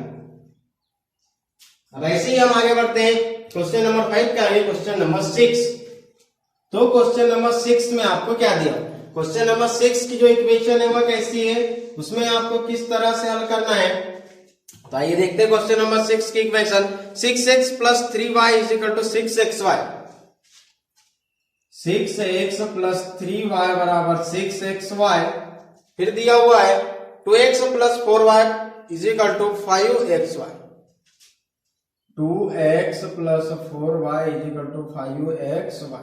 इस तरह से आपको दिया हुआ है समीकरण 1 समीकरण 2, क्या दिया हुआ है समीकरण 1 समीकरण 2। तो अब हम क्या करेंगे, समीकरण 1 और 2 को सबसे पहले रैखिक समीकरण युग्म में बदलेंगे। तो रैखिक समीकरण युग्म में बदलने के लिए हमें क्या करना होगा, हम करते हैं समीकरण, इसके पहले वाला समीकरण आपने देखा था किस तरह था, सेम इसका क्या है वो उल्टा है, ये गुणा वाली संख्या का पक्षांतर या भाग में कर दे तो same equation number question number 5 की तरह हो जाएगा समीकरण। तो हम क्या करते हैं, समीकरण 1 व 2 में x y से भाग, क्या करते हैं समीकरण 1 और 2 में हम x y से क्या करते हैं भाग देते हैं। तो जब हम समीकरण 1 और 2 में x y से भाग देंगे तो हमें क्या मिलेगा, आइए देखते हैं। 6x upon x y plus 3y upon x y बराबर एक्स वाई से एक्स वाई कैंसिल, तो यहाँ क्या बचा 6 बचा। अब ऐसे ही इसको 2x upon x y plus 4y upon x y और एक्स वाई से एक्स वाई कैंसिल, तो 5 हो, यहाँ क्या बच गया 5 बच गया। अब ये x से x कैंसिल, y से y कैंसिल, तो यहाँ क्या बचा अब 6 upon y plus 3 upon x बराबर 6, फिर बचा 2 upon y plus 4 upon x बराबर 5, ये मिल गया समीकरण 3 समीकरण 4। तो क्या करते हैं हम, इसके आगे हम मानते हैं कि 1 अपॉन y बराबर P और 1/x बराबर क्या मान लेते हैं, Q। क्या मान लेते हैं हम, Q मानते हैं। तो जब हम 1/y और 1/x बराबर PQ मानेंगे तो ये हो जाएगा, ये क्या हो जाएगा 6P प्लस 3Q बराबर 6 और फिर ये हो जाएगा 2P प्लस, ये क्या हो गया 4/x हो गया, 4/x यानी कि 4Q is equal to 5। 4Q is equal to क्या हो गया 5 हो गया। तो अब क्या करते हैं हम, ये हो गया समीकरण 5 और 6। तो समीकरण 5 और 6 को विलोपन विधि से, कौन सी विधि अपनाते हैं अब हम, विलोपन विधि अपनाते। तो विलोपन विधि अपनाते तो क्या होगा, यहां पर हमें क्या करना पड़ेगा, सबसे पहले समीकरण 6 में 3 से गुणा, समीकरण 6 में 3 से गुणा करेंगे तो 6 में 3 से गुणा, 3 दूनी 6 प्लस 3 चौके 12, 5 3 15, ये समीकरण 7। समीकरण 5 माइनस समीकरण 7, समीकरण 5 ऋण समीकरण 7। तो समीकरण 5 में से समीकरण 7 को हम घटाएंगे तो समीकरण 5 से समीकरण 7 को घटाने पर यह हो जाएगा 6P plus 3Q is equal to 6, ये 6P plus 12Q is equal to 15, यानी कि ये हो गया माइनस, ये माइनस, ये माइनस। तो यहाँ क्या बचा, प्लस माइनस कैंसिल, असमान चिन्ह वाली संख्या घटी। तो यहाँ से जब संख्या घटेगी तो हमारे पास क्या बचेगा, 12 में से 3 गए 9, 12 में से 3 गए 9, Q ये माइनस, और 15 में से 6 गए, 15 में से 6 गए तो भी क्या बचेगा 9, यानी माइनस 9। ये माइनस से माइनस कैंसिल, Q बराबर 9/9। तो Q बराबर क्या आ गया, 1 आ गया। Q बराबर 1 आ गया। अब हम क्या करते हैं, Q का मान हम क्या करेंगे, अब Q का मान समीकरण कहां रखते, 7 में। Q का मान हम कहां रखेंगे, समीकरण 7 में। तो Q का मान रखते समीकरण 7 में, यानी कि 6P। Q का मान क्या हो जाएगा, ये 6P प्लस 12, Q की वैल्यू क्या आ गई 1, तो ये 1 बराबर 15। तो 6P 12 1 12 15, इसका पक्षांतर किया इधर 12, तो ये हो गया 6P बराबर, यहाँ क्या बचा, 12 में से 15 गए 3, तो P बराबर 3/6। तो P बराबर क्या आ गया, 3 दूनी 1/2। इस तरह से आ गई वैल्यू P और Q की। अब क्या करते हैं हम, P और Q की वैल्यू रखते हैं यहाँ। तो ये हो गया 1/y बराबर P और यहाँ हो गया 1/x बराबर Q, यानी 1/y बराबर P की value 1/2 is equal to 1/x is equal to 1/1, क्योंकि Q की वैल्यू क्या 1 है। इसका इधर गुणा, इसका इधर गुणा, यानी y बराबर 2, y बराबर क्या होगा 2, और यहाँ पर x बराबर क्या होगा 1 होगा।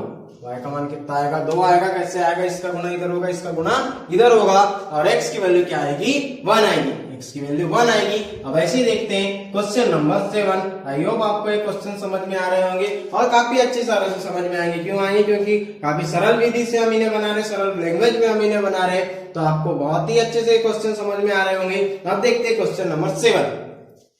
तो क्वेश्चन नंबर 7 में क्या है, 10/x plus y plus 2/x minus Y.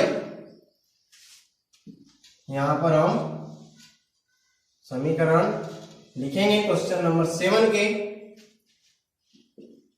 10/x plus y plus 2/x minus y is equal to 4, और फिर है 15/x प्लस वाई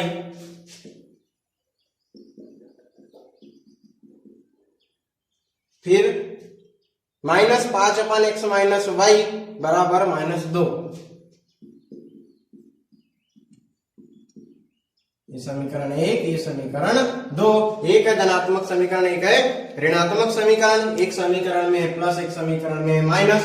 तो अब हम इसे किस तरह से हल करेंगे, आपने देखा था धारा के अनुकूल और धारा के प्रतिकूल वाला क्वेश्चन, उसमें आपने इस तरह की इक्वेशन निकाली थी और वहां देखा था आपने इसे किस तरह से सॉल्व किया था। तो आइए देखते हैं हम इस समीकरण में भी, इस क्वेश्चन में भी इन समीकरणों को इसी तरह से हल करेंगे जिस तरह से आपने इसके पहले धारा के अनुकूल और धारा के प्रतिकूल वाले क्वेश्चन हल किए थे। तो आइए देखते हैं हम यहाँ क्या मान सकते हैं, हम इसे रैखिक समीकरण में किस तरह बदल सकते हैं। तो इसे रैखिक समीकरण में बदलने के लिए 1/x प्लस वाई बराबर, मानिए आप आर एस टी भी मान सकते हैं, जैसे कि हम मान लेते हैं यहाँ अभी तक पी क्यू, फिर यू भी माने, फिर अब यदि ए मान ले, कितना मान ले, ए मान ले, और 1/x माइनस वाई बराबर मान लेते हैं बी, तो मान लेते हैं। अब ए और बी के रूप में हल करते हैं। हम कोई भी अचर राशि चर राशि मान सकते हैं, जैसे इनके बराबर में कोई भी एक चर राशि मान सकते हैं। तो ये ए बी हो गया। यदि ए बी नहीं रखना है तो आप पी क्यू रखिए जो अब तक रखते आ रहे हैं, जैसे पी और ये क्यू हो गया, तो ये पी क्यू रख दिए, तो ये हो गया 10p प्लस 2q बराबर 4, फिर हो गया 15p माइनस 5q बराबर -2। इस तरह से आपने समीकरण निकाल लिया। तो आप इसे किस तरह से हल करेंगे, आप इसे हल करते समीकरण 3 हो गया, ये समीकरण 4 हो गया। समीकरण 3 व 4 को प्रतिस्थापन विधि से हल करने पर, हम वज्र गुणनखंड विधि इसलिए नहीं ले रहे बोर्ड पे क्योंकि आप कॉपी में हल कर सकते वज्र गुणनखंड विधि से, वह विधि क्या थोड़ी सी लॉन्ग हो जाती है और थोड़ी सी बड़ी है, इस कारण से हम शॉर्ट वाली विधि लेते हैं, प्रतिस्थापन विधि, विलोपन विधि। तभी इसके पहले विलोपन से हल किया, आप देखते प्रतिस्थापन विधि से। तो यहाँ पे प्रतिस्थापन विधि से हल करने पर समीकरण 4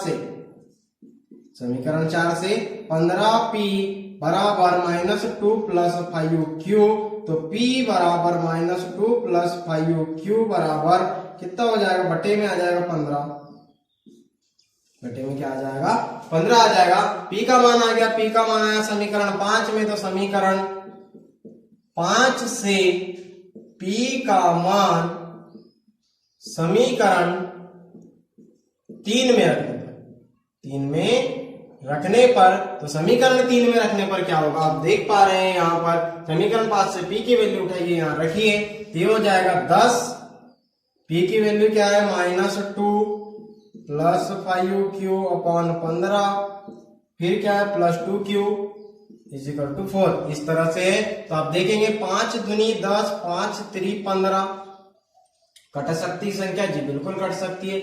इसका अंदर गुणा कीजिए, 2 दूनी 4, 5 दूनी 10 upon 3 plus 2q is equal to 4। अब इन दोनों को जोड़िए तो 3 लघुत्तम लेंगे, तो 3 लघुत्तम लेंगे तो 3 का 3 और 1 का जब अंदर गुणा करेंगे इन संख्या में, तो जैसे कि वैसी, फिर यहाँ 2 1 से इसे काटेंगे 3 बार और 3 का गुणा करेंगे तो 3 दूनी 6 बराबर 4।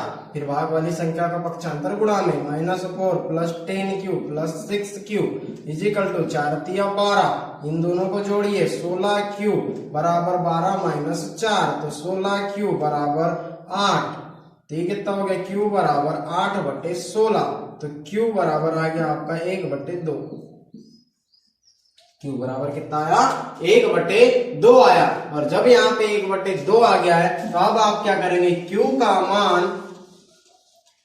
का मान उठा करके आप रखेंगे समीकरण नंबर 5 में, और जब समीकरण नंबर 5 में आप q की वैल्यू रखेंगे तो देखते कितनी वैल्यू आती है। ये समीकरण नंबर 5, यहाँ q की वैल्यू रखेंगे, यानी p बराबर -2 प्लस 5, q की वैल्यू 1/2 अपॉन में भी है 15, अपॉन में कितना है 15 है। तो अब क्या करते हैं, p बराबर, इसे एक तो नीचे ला लीजिए या फिर नीचे नहीं लाना है, ऐसे भी बाद में लाना ही पड़ेगा, तो अभी नीचे ला लीजिए, तो ये क्या हो जाएगा 5 और -2 प्लस 5 अपॉन 15 गुणित 2, तो p बराबर -2 प्लस 5 अपॉन -2 प्लस 5 कितना हो जाएगा, असमान चिन्ह वाली संख्या घटेगी यानी 3, तो 3 आने के बाद में ये कितना हो जाएगा 15 दूनी 30, और जब ये 15 दूनी 30 हो गया तो 3 का 3 3 दायम 30, 3 का 3 3 दायम 30, यानी आपके पास में जो वैल्यू आई वह क्या आ गई 1/10 आ गई, 1/10 आ गई p की वैल्यू। अब क्या करते p और q की वैल्यू यहाँ रखते, तो 1/x प्लस y बराबर कितना आ जाएगा 1/10, और फिर क्या आएगा 1/x माइनस y बराबर, यहाँ पर q की वैल्यू आएगी 1/2, तो ये आ गई 1/2। अब कैसे करेंगे, इसका गुणा इधर करेंगे, यानी x प्लस y बराबर 10, फिर क्या करते हैं x माइनस y बराबर 2, x minus 10, x plus y बराबर 10, x माइनस वाई बराबर 10। अब क्या करते हैं, इससे इसको घटा देते हैं, तो इससे इसको घटाएंगे तो x माइनस वाई बराबर 2, ये माइनस, ये प्लस, ये माइनस, तो जब इससे इसको घटाएंगे तो ये कट गई संख्या, यहाँ बचा प्लस प्लस 2y, और यहां से घटाएंगे तो 8, यानी y बराबर कितना आ गया, ये 2 चौके 8, y बराबर कितना आया 4, यानी y की वैल्यू कितनी आ गई 4 आ गई। अब ऐसे ही हम x की वैल्यू निकालेंगे, तो x की वैल्यू निकालने के लिए आप क्या करेंगे, हम इनमें से किसी में भी आप x का मान रख दीजिए, इनमें से किसी में भी आप x का मान रख दीजिए। तो जब आप इनमें से किसी में भी x का मान रखेंगे तो आपको कितनी वैल्यू मिलेगी, यहाँ पर आप देख पा रहे हैं, इसमें से आप x का मान या y का मान रख दीजिए, तो y x बराबर यहाँ कितना आया 4, तो माइनस 4 बराबर 2, तो इसका इधर जब पक्षांतर होगा तो x बराबर 2 प्लस 4, यानी x बराबर आ गया ये कितना आ गया 6, ना कि x बराबर 6, x बराबर आ गया 6। और यदि इनमें अब 2 से आप भाग देंगे तो कितना हो जाएगा 2, और ये कितना हो जाएगा 3 हो जाएगा, 2 दूनी 4, 2 तिया 6। इस तरह से आपकी वैल्यू निकल गई y बराबर 4 और x बराबर 6। यहाँ पे 2 का भाग क्यों देंगे, इसीलिए हमको यहाँ पे 2 का भाग देना होगा, इसलिए हमारी ये वैल्यू डबल आई है, क्योंकि हमने जब ये वैल्यू आई थी 1/2 तो हमने इसका डायरेक्ट पक्षांतर करके इसे कहाँ लिख लिया था, हर में लिख लिया था, और जब इसे हर में लिखा था और इसकी वैल्यू क्या आई 1/10 आई, यहाँ पर वैल्यू आनी चाहिए थी 1/5। कितनी वैल्यू आनी चाहिए थी, जब हम इसे सरल विधि से हल करते तो इसकी वैल्यू आती है 1/5। यही कारण है कि यहाँ वैल्यू डबल आई, तो यहाँ पे भी वैल्यू क्या आएगी, डबल आएगी, यानी इसका मान कितना हो गया y बराबर 4, x बराबर 6। अब ऐसे देखते हैं क्वेश्चन नंबर 8। क्वेश्चन नंबर 8 की क्वेश्चन नंबर 8 में क्या है, तो क्वेश्चन नंबर 8 में आपको इक्वेशन दी हुई है, तो वह इक्वेशन क्या है, वह इक्वेशन है 1/3x plus y, 1/3x plus y plus 1/3x minus y, फिर क्या है बराबर 3/4, फिर क्या है 1/2 है इंटू में 3x प्लस y, फिर क्या है प्लस 3x माइनस, फिर क्या है इंटू में यहाँ पे भी 2 है, ये माइनस 1/2 3x माइनस y, बराबर में क्या दिया हुआ है माइनस 1/8, माइनस 1/8। इस तरह से आपको इक्वेशन दी हुई है, इक्वेशन 1 और इक्वेशन 2, इसे आप रैखिक समीकरण युग्म में किस तरह से बदलेंगे, तो रैखिक समीकरण युग्म में इसे बदलने के लिए आपको 1/3x प्लस y बराबर p और 1/3x माइनस y बराबर q मानना होगा। और जब आप इसे इस तरह से p और q मान लेंगे तो आप देखेंगे कि यहाँ पर किस तरह की संख्या आएगी, ऊपर में आएगा p प्लस q बराबर 3/4 और नीचे किस तरह की संख्या आएगी, नीचे आएगी p/2 minus q/2 is equal to minus 1/8। इस तरह से यहाँ संख्या आएगी। जब इस तरह से संख्या आएगी तो अब हम इन इक्वेशंस को इक्वेशन नंबर 3 और इक्वेशन नंबर 4 कह सकते हैं। तो इसे अब हम किस तरह से हल करेंगे आप देख सकते हैं। इससे और आगे हम और भी हल कर सकते हैं। कैसे हल कर सकते हैं, तो इन दोनों को हम घटाएंगे और जब इन दोनों को घटाएंगे और इस भाग वाली संख्या का पक्षांतर इधर काय में करेंगे, गुणा में करेंगे, तो इसका पक्षांतर इधर गुणा में करते थे हो जाएगा 4p plus 4q is equal to 3 और इन दोनों को घटाइए, यहाँ पे 2 लघुत्तम आएगा, तो यहाँ 2 लघुत्तम आएगा तो p minus q is equal to minus 1/8 और जब ये भाग वाली संख्या का पक्षांतर कहाँ होगा, गुणा में होगा, यानी कि इसे हम लिख सकते हैं इस तरह से p minus q is equal to minus 1/8 into 2, तो 2 से 8 कैंसिल कितने बार में, 4 बार में, यानी हमें 2 समीकरण मिल गए। इस तरह से 4p प्लस 4q बराबर 3 समीकरण नंबर 3 और फिर ये वाला समीकरण और फिर इसके आगे जब हमने इसे हल किया तो ये आया p माइनस q बराबर माइनस 1/4। ये समीकरण नंबर 4। अब इस समीकरण नंबर 3 और समीकरण नंबर 4 को हम प्रतिस्थापन विधि से हल करेंगे। प्रतिस्थापन विधि से, तो प्रतिस्थापन विधि से हल करने पर समीकरण 4 से, तो समीकरण 4 से क्या होगा, P = -1/4 प्लस Q हो जाएगा, -1/4 प्लस Q हो जाएगा। और जब ये Q होगा तो P का मान हम समीकरण 5 से, P का मान समीकरण 3 में रखते हैं। तो समीकरण 3 में रखेंगे तो 4 -1/4 प्लस Q प्लस 4Q = 3, इस तरह से हो गया। तो अब क्या करते हैं, हम अंदर गुणा करेंगे। क्या करेंगे, इसका अंदर गुणा करेंगे। तो -4/4 प्लस 4Q प्लस 4Q = 3, इस तरह से आ गया। जब ये इस तरह से आ गया तो अब क्या करेंगे, 4 से इसका लघुत्तम लेंगे। तो जब 4 से एक तो लघुत्तम लीजिए या इसे काट दीजिए। तो लघुत्तम लेते हैं तो क्या होता है, जब 4 लघुत्तम लेंगे इन तीनों को जोड़ेंगे तो -4 प्लस 4 × 16Q प्लस 4 × 16Q, इस तरह से हो जाएगा, = 3, क्या आ गया, 3 आ गया। और जब ये = 3 आ गया यानी Q की वैल्यू आएगी, और जब Q की वैल्यू आएगी तो यहाँ आप देख सकते हैं ये 4 का गुणा, भाग वाली संख्या का पक्षांतर गुणा में, यानी -4 16 दूनी 32 Q बराबर 3 चौके 12 और 32Q बराबर 12 - 4। तो 32Q बराबर यहाँ 8 और Q बराबर 8/32।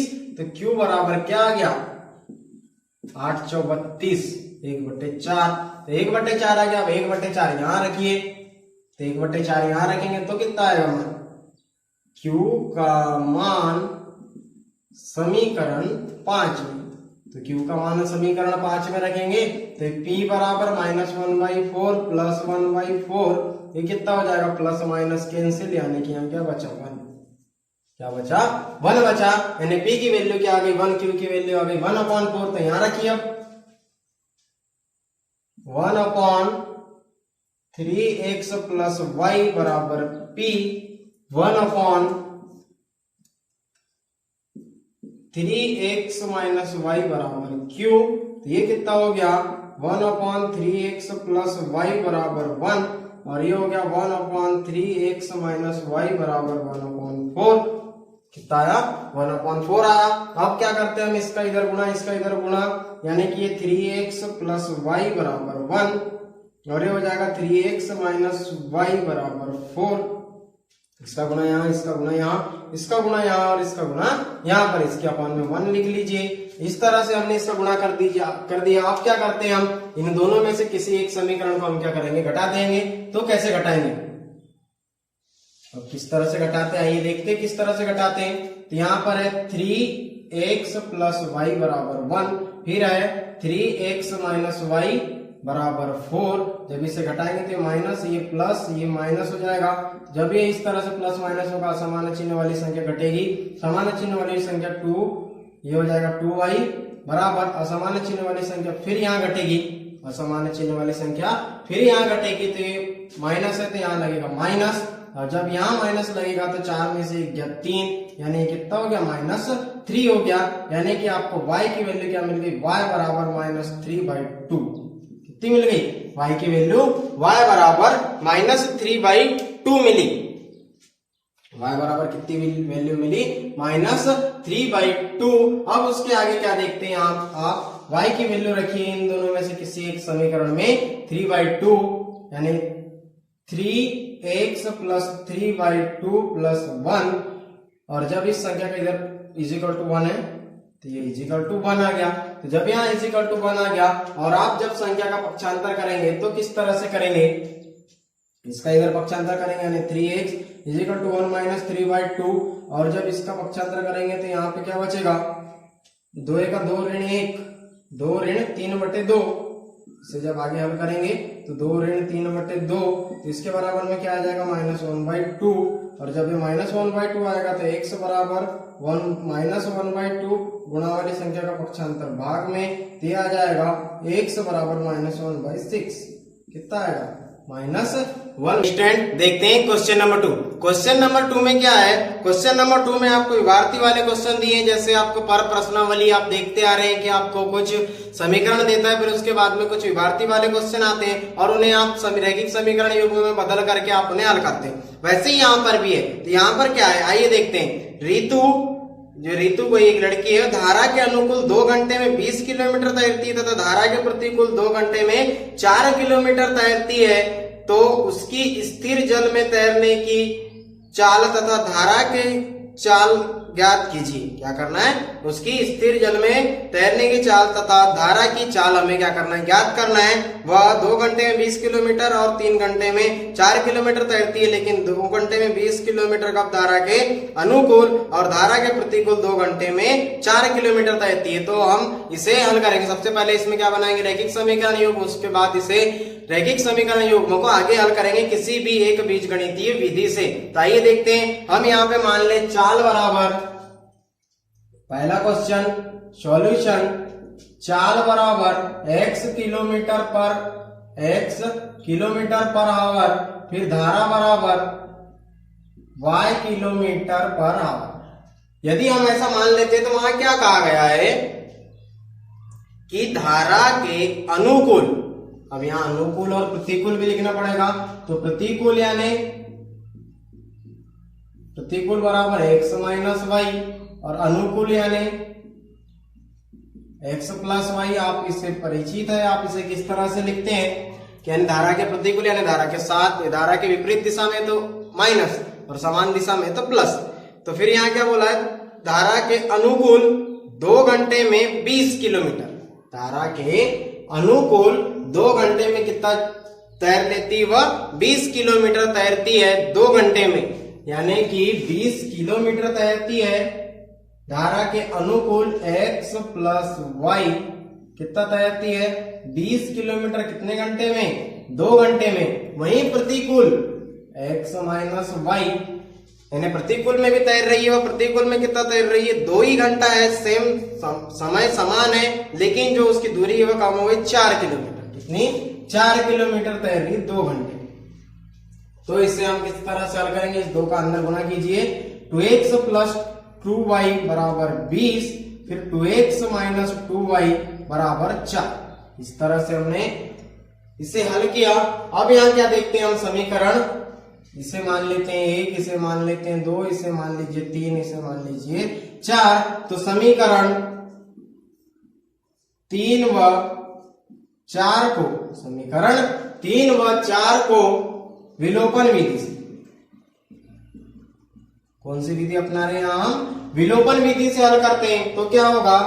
समीकरण 3 ऋण समीकरण 4, समीकरण 3 माइनस समीकरण 4, यानी विलोपन विधि में क्या होता है कि हमें किसी भी एक समीकरण को क्या करना होता है? विलुप्त करना होता है। और जब हम किसी भी एक समीकरण को विलुप्त करते हैं तो हमें क्या मिलता है? तो ये देखते हैं हमें क्या मिलता है। यहाँ पर देखेंगे हम 2x plus 2y is equal to 20, 2x minus 2y is equal to 4। तो आप इसे घटाएंगे तो ये माइनस हो जाएगा, ये प्लस हो जाएगा, ये माइनस हो जाएगा। और जब प्लस माइनस होगा तो आप देखेंगे असमान चिन्ह वाली संख्या कैंसिल, समान चिन्ह वाली संख्या जुड़ेगी, यानी 4y बराबर यहाँ क्या बचेगा? 20 में से 4 गए तो 16 बचेंगे। कितना बचेगा?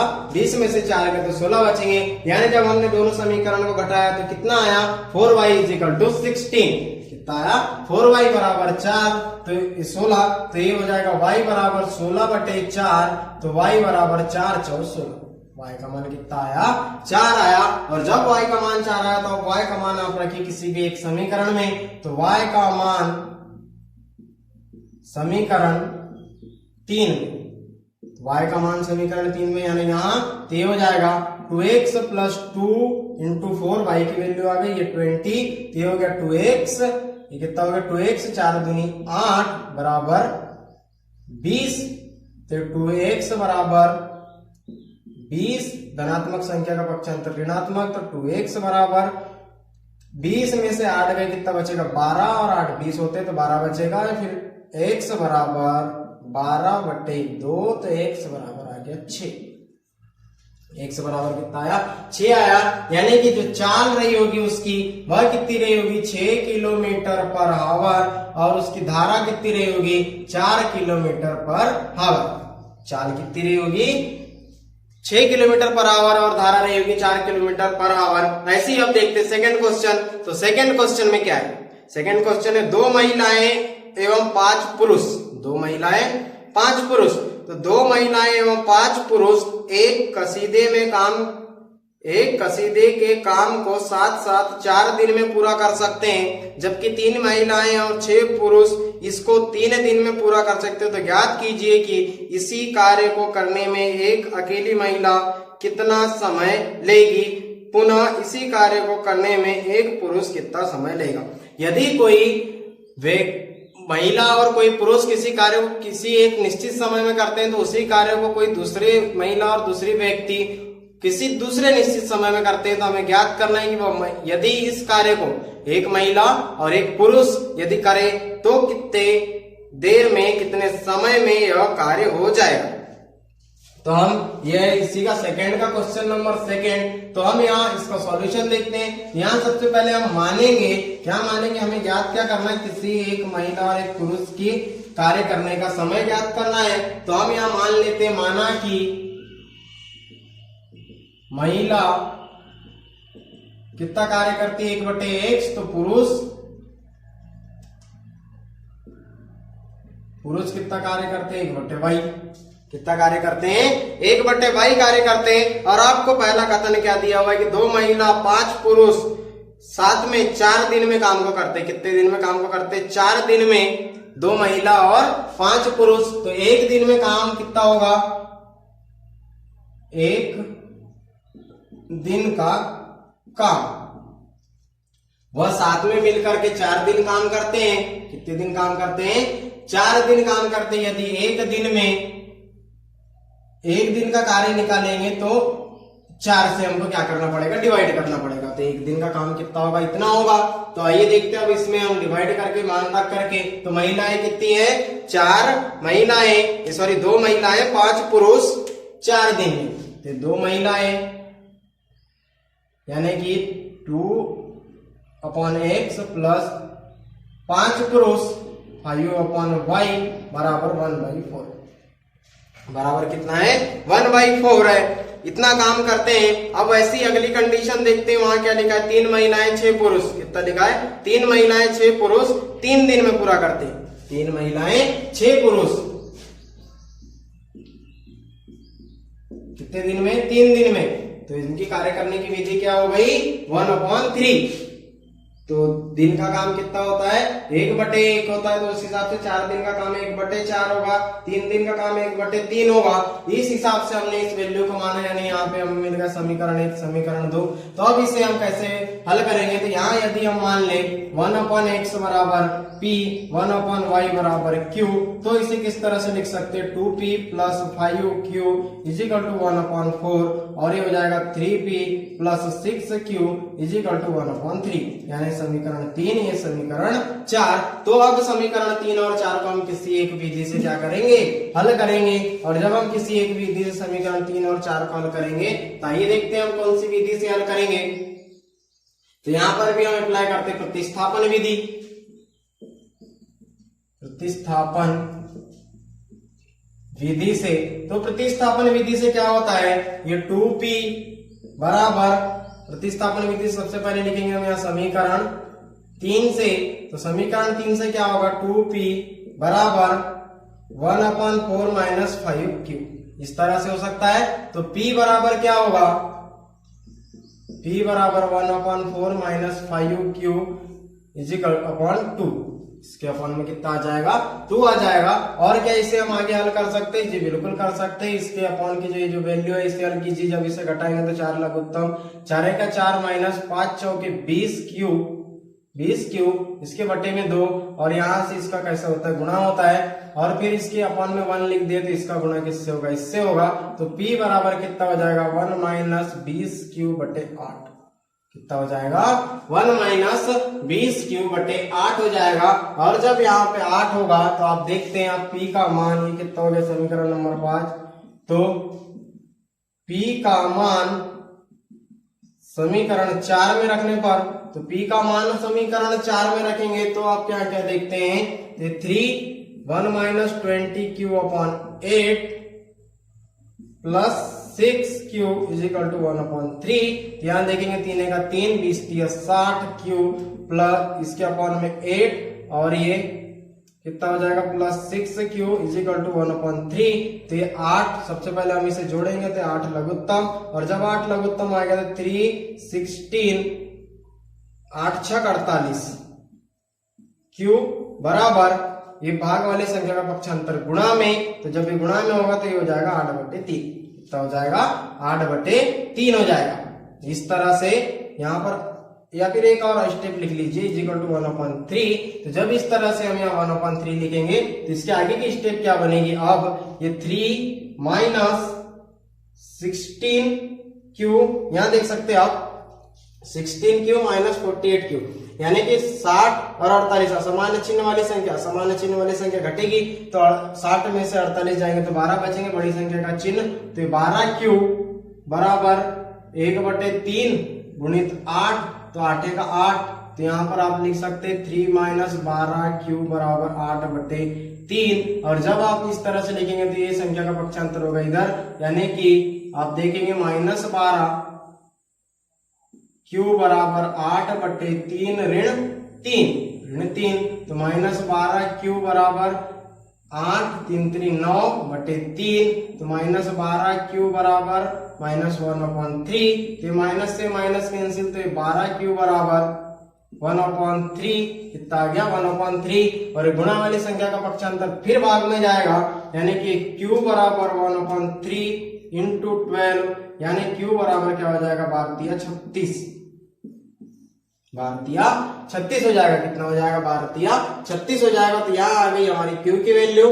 अब ऐसे हमें क्यू का मान कहाँ रखते हैं समीकरण 5 में, क्यू का मान समीकरण 5 में रखने पर, तो क्यू का मान जब हम समीकरण 5 में रखेंगे, आइए देखते हैं इसे इस तरह हल करते हैं, इसे अलग। तो क्यू का मान जब हम समीकरण 5 में रखेंगे तो हम क्या पाते हैं, तो यहां जब समीकरण 5 में रखेंगे क्यू का मान तो ये हो जाएगा P बराबर 1 माइनस 20, क्यू की वैल्यू क्या है 1/36 अपॉन में 8। तो इस 36 का हम यहाँ पे पहले इंटू करेंगे तो ये कितना हो जाएगा, ये हो जाएगा 36 माइनस 20 अपॉन 36 इंटू 8। इस तरह से हो जाएगा कि यहां से गया 20 तो यहां बचेगा 16, और जब यहां 16 बचेगा तो 36 गुणित 8, 36 गुणित 8 होगा। और जब ये P बराबर क्या हो गया 36 गुणित 8, तो 8 का 8 8 दूनी 16, तो ये हो गया 2/36। कितना हो गया 2/36, तो 1/18 दूनी 36 कितना हो जाएगा 1/18 दूनी 36, 8 दूनी 16, फिर 2 से 2 के बटे में हमने लिखा 36, तो 36 1/18। तो यहाँ पर हमें एक महिला और एक पुरुष की वैल्यू ज्ञात करनी थी, और हमने एक महिला को क्या माना था 1/x और एक पुरुष को क्या माना था 1/y, और 1/x और 1/y बराबर क्या था PQ, 1/x बराबर P, 1/y बराबर Q। तो ये हो जाएगा 1/x बराबर 1/18, 1/y बराबर 1/36, यानी कि x और y की वैल्यू x बराबर 18 और y बराबर कितना आ गया 36 आ गया। यानी कि आप देख सकते हैं इसकी वैल्यू कितनी आ जाएगी, एक महिला यानी कि कितने दिन 18 दिन, और एक पुरुष बराबर कितने दिन, यहाँ पर आप लिख सकते हैं 36। कितने दिन में कर सकता है उस कार्य को 36 दिन में, और महिला कितने दिन में कर सकती है उसी कार्य को 18 दिन में। तो इस तरह से आपने देखा सेकंड क्वेश्चन का आंसर। आप ऐसे देखते थर्ड क्वेश्चन। तो थर्ड क्वेश्चन क्या है, थर्ड क्वेश्चन में रूही 300 किलोमीटर दूर स्थित अपने घर जाने के लिए, यानी वो अपने घर से 300 किलोमीटर दूर है, उन्हें रूही अपने घर से 300 किलोमीटर दूर है। कुल कितने किलोमीटर दूर है 300 किलोमीटर। यहाँ देखते क्वेश्चन नंबर 3 रूही अपने घर से 300 किलोमीटर दूर है। 300 किलोमीटर दूर है तो घर जाने के लिए वह क्या करती है, कुछ दूरी रेलगाड़ी द्वारा तथा कुछ दूरी बस द्वारा चलती है। तो वह रेलगाड़ी से 60 किलोमीटर और बाकी शेष दूरी बस से यात्रा करती, तो वह 4 घंटे में घर पहुंचती। कितने घंटे में घर पहुंचती है? 4 घंटे में घर पहुंचती है। और फिर क्या कहा गया है, अगली इक्वेशन यहाँ दी हुई है, अगली शर्त दी हुई है, यदि वह 100 किलोमीटर रेलगाड़ी से तथा शेष बस से यात्रा करे तो वह 10 मिनट अधिक लगते हैं। कितना अधिक लगता है? 10 मिनट अधिक लगता है। तो रेलगाड़ी व बस की चाल ज्ञात कीजिए। रेलगाड़ी व बस की चाल ज्ञात कीजिए। तो रेलगाड़ी की चाल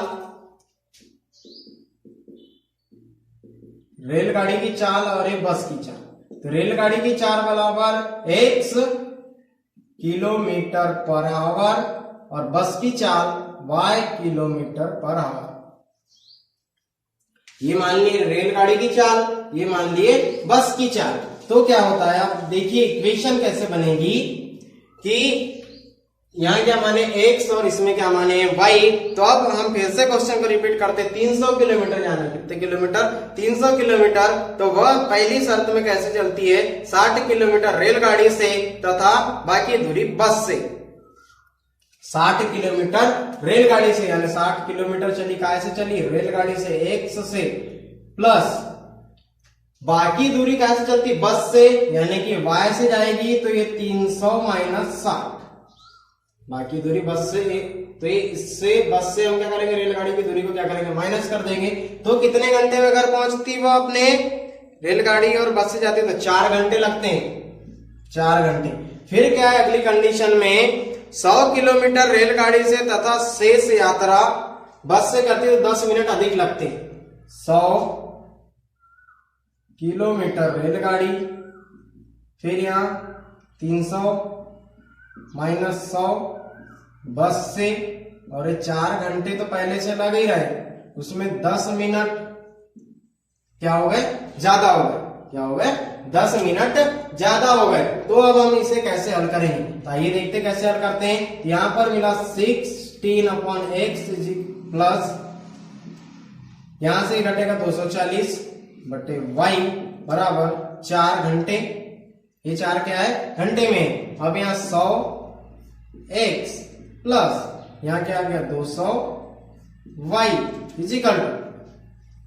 अब ये 4 घंटे, यानी 1 घंटे में कितने मिनट? 60 मिनट, या 6 24, 240 प्लस 10 मिनट, यानी कितना हो गया 250 मिनट। और 250 को हम कैसे डिवाइड करेंगे? 60 से, यानी 0 से 0 कट गया तो कितना बचेगा? 25 बटे 6 घंटे, 25 बटे 6 घंटे। और ये कितने हैं? 4 घंटे।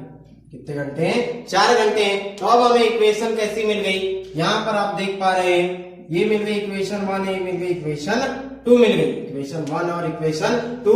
तो यहाँ पर यदि 1/x बराबर p और 1/y बराबर q ले ले, 1/x बराबर p, 1/y बराबर q ले ले, तो हमें किस तरह से इन दोनों की दूरी प्राप्त होती है, आइए देखते हैं। तो ये हो जाएगा 60p plus 240q is equal to 4। फिर यहाँ 100p plus 200q, 100p plus 200q बराबर 25 बटे 6, 25 बटे 6। तो अब आप देख सकते हैं, यदि हम नीचे वाला समीकरण, या उनको नाम दे दे समीकरण 3 और समीकरण 4, यदि हम समीकरण 3 में या समीकरण 4 में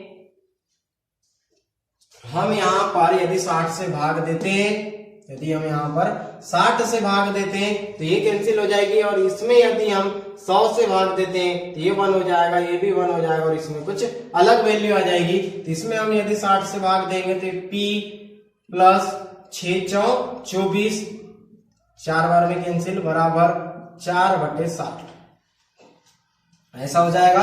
अब उसके बाद क्या होता है, यहाँ 100 से देते हैं तो ये p प्लस 100 दूनी 200q बराबर 25, ये हो जाएगा 600। कितना हो जाएगा 600 हो जाएगा।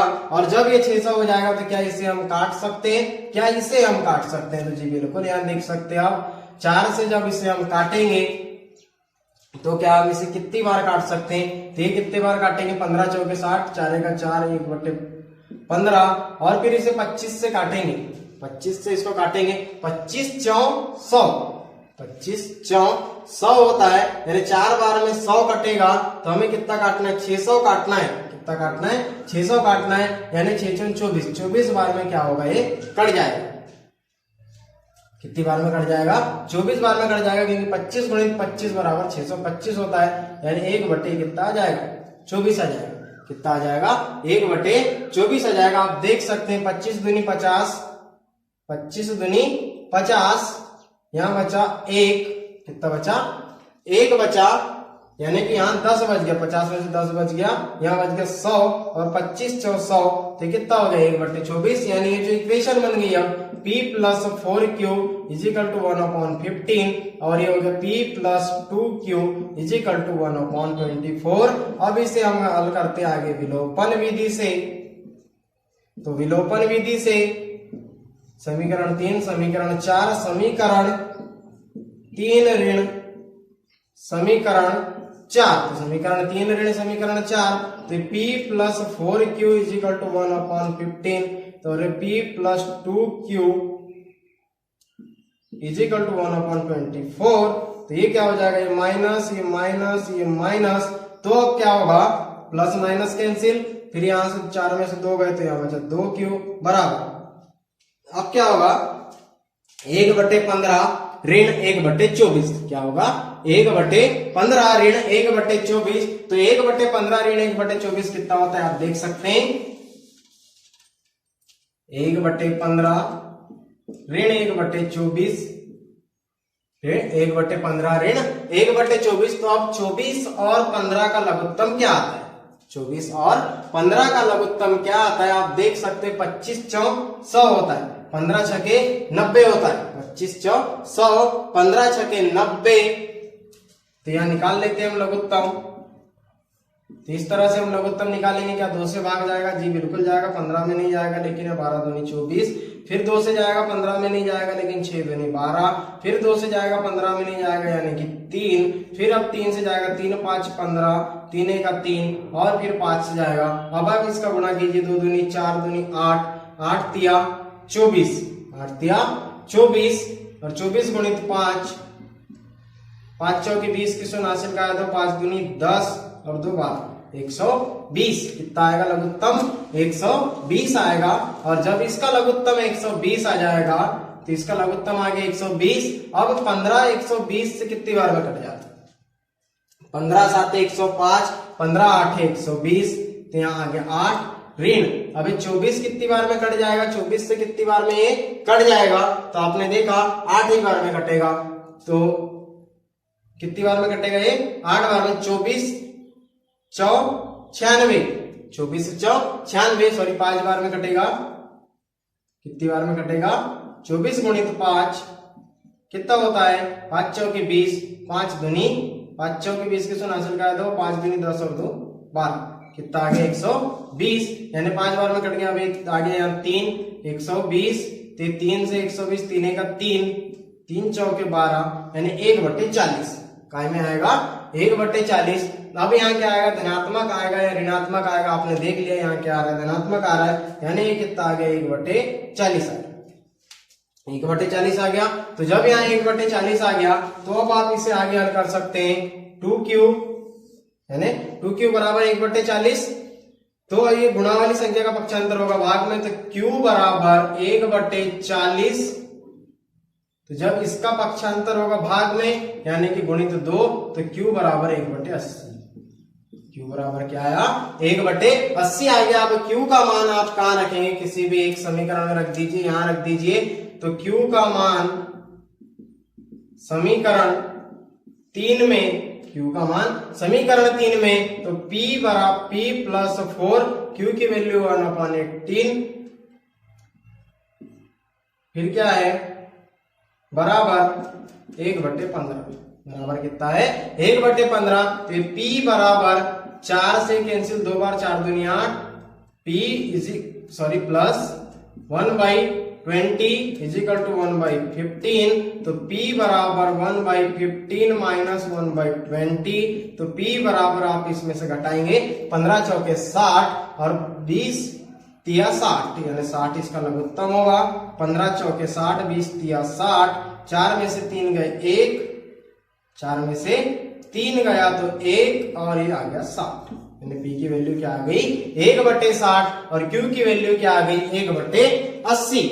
तो अब क्या करेंगे हम, P और Q का मान रखेंगे यहां पर, यानी 1/x बराबर P, 1/y बराबर Q, तो ये हो गया 1/x बराबर 1/P की वैल्यू 80 और 1/y बराबर Q की वैल्यू 1/60, तो x बराबर आ जाएगा 80 और y बराबर आ जाएगा 60, यानी इसकी जो चाल रही होगी ये रही होगी 80 किलोमीटर पर आवर और ये रही होगी 60 किलोमीटर पर आवर। तो ये थे स्टूडेंट हमारे आज की प्रश्नावली के प्रश्न क्रमांक 2 के 3 क्वेश्चन। ये था प्रश्न क्रमांक 2 का तीसरा क्वेश्चन, यानी कि इस प्रश्नावली का अंतिम क्वेश्चन। और इसी के साथ साथ हम इसके आगे अगली क्लास में हम आपके लिए लेकर के आएंगे नया अध्याय होगा आपका यूनिट 4 द्विघात समीकरण, यानी कि कोऑर्डिनेट इक्वेशन। कौन सी इक्वेशन? कोऑर्डिनेट इक्वेशन हम अगली क्लास में स्टार्ट करने जा रहे हैं। तो हमारे साथ अगली क्लास तक हमारे साथ जुड़े रहने के लिए आप हमारे YouTube चैनल माध्यमिक शिक्षण को सब्सक्राइब कीजिए, हमारी क्लासेस को लाइक कीजिए और बेल आइकन को दबाना ना भूलें, ताकि जैसे ही हमारी क्लासेस अपडेट हो आपको सबसे पहले पता चले, और अपने दोस्तों के साथ शेयर करना ना भूलें। Thank you, thanks for watching, have a good day.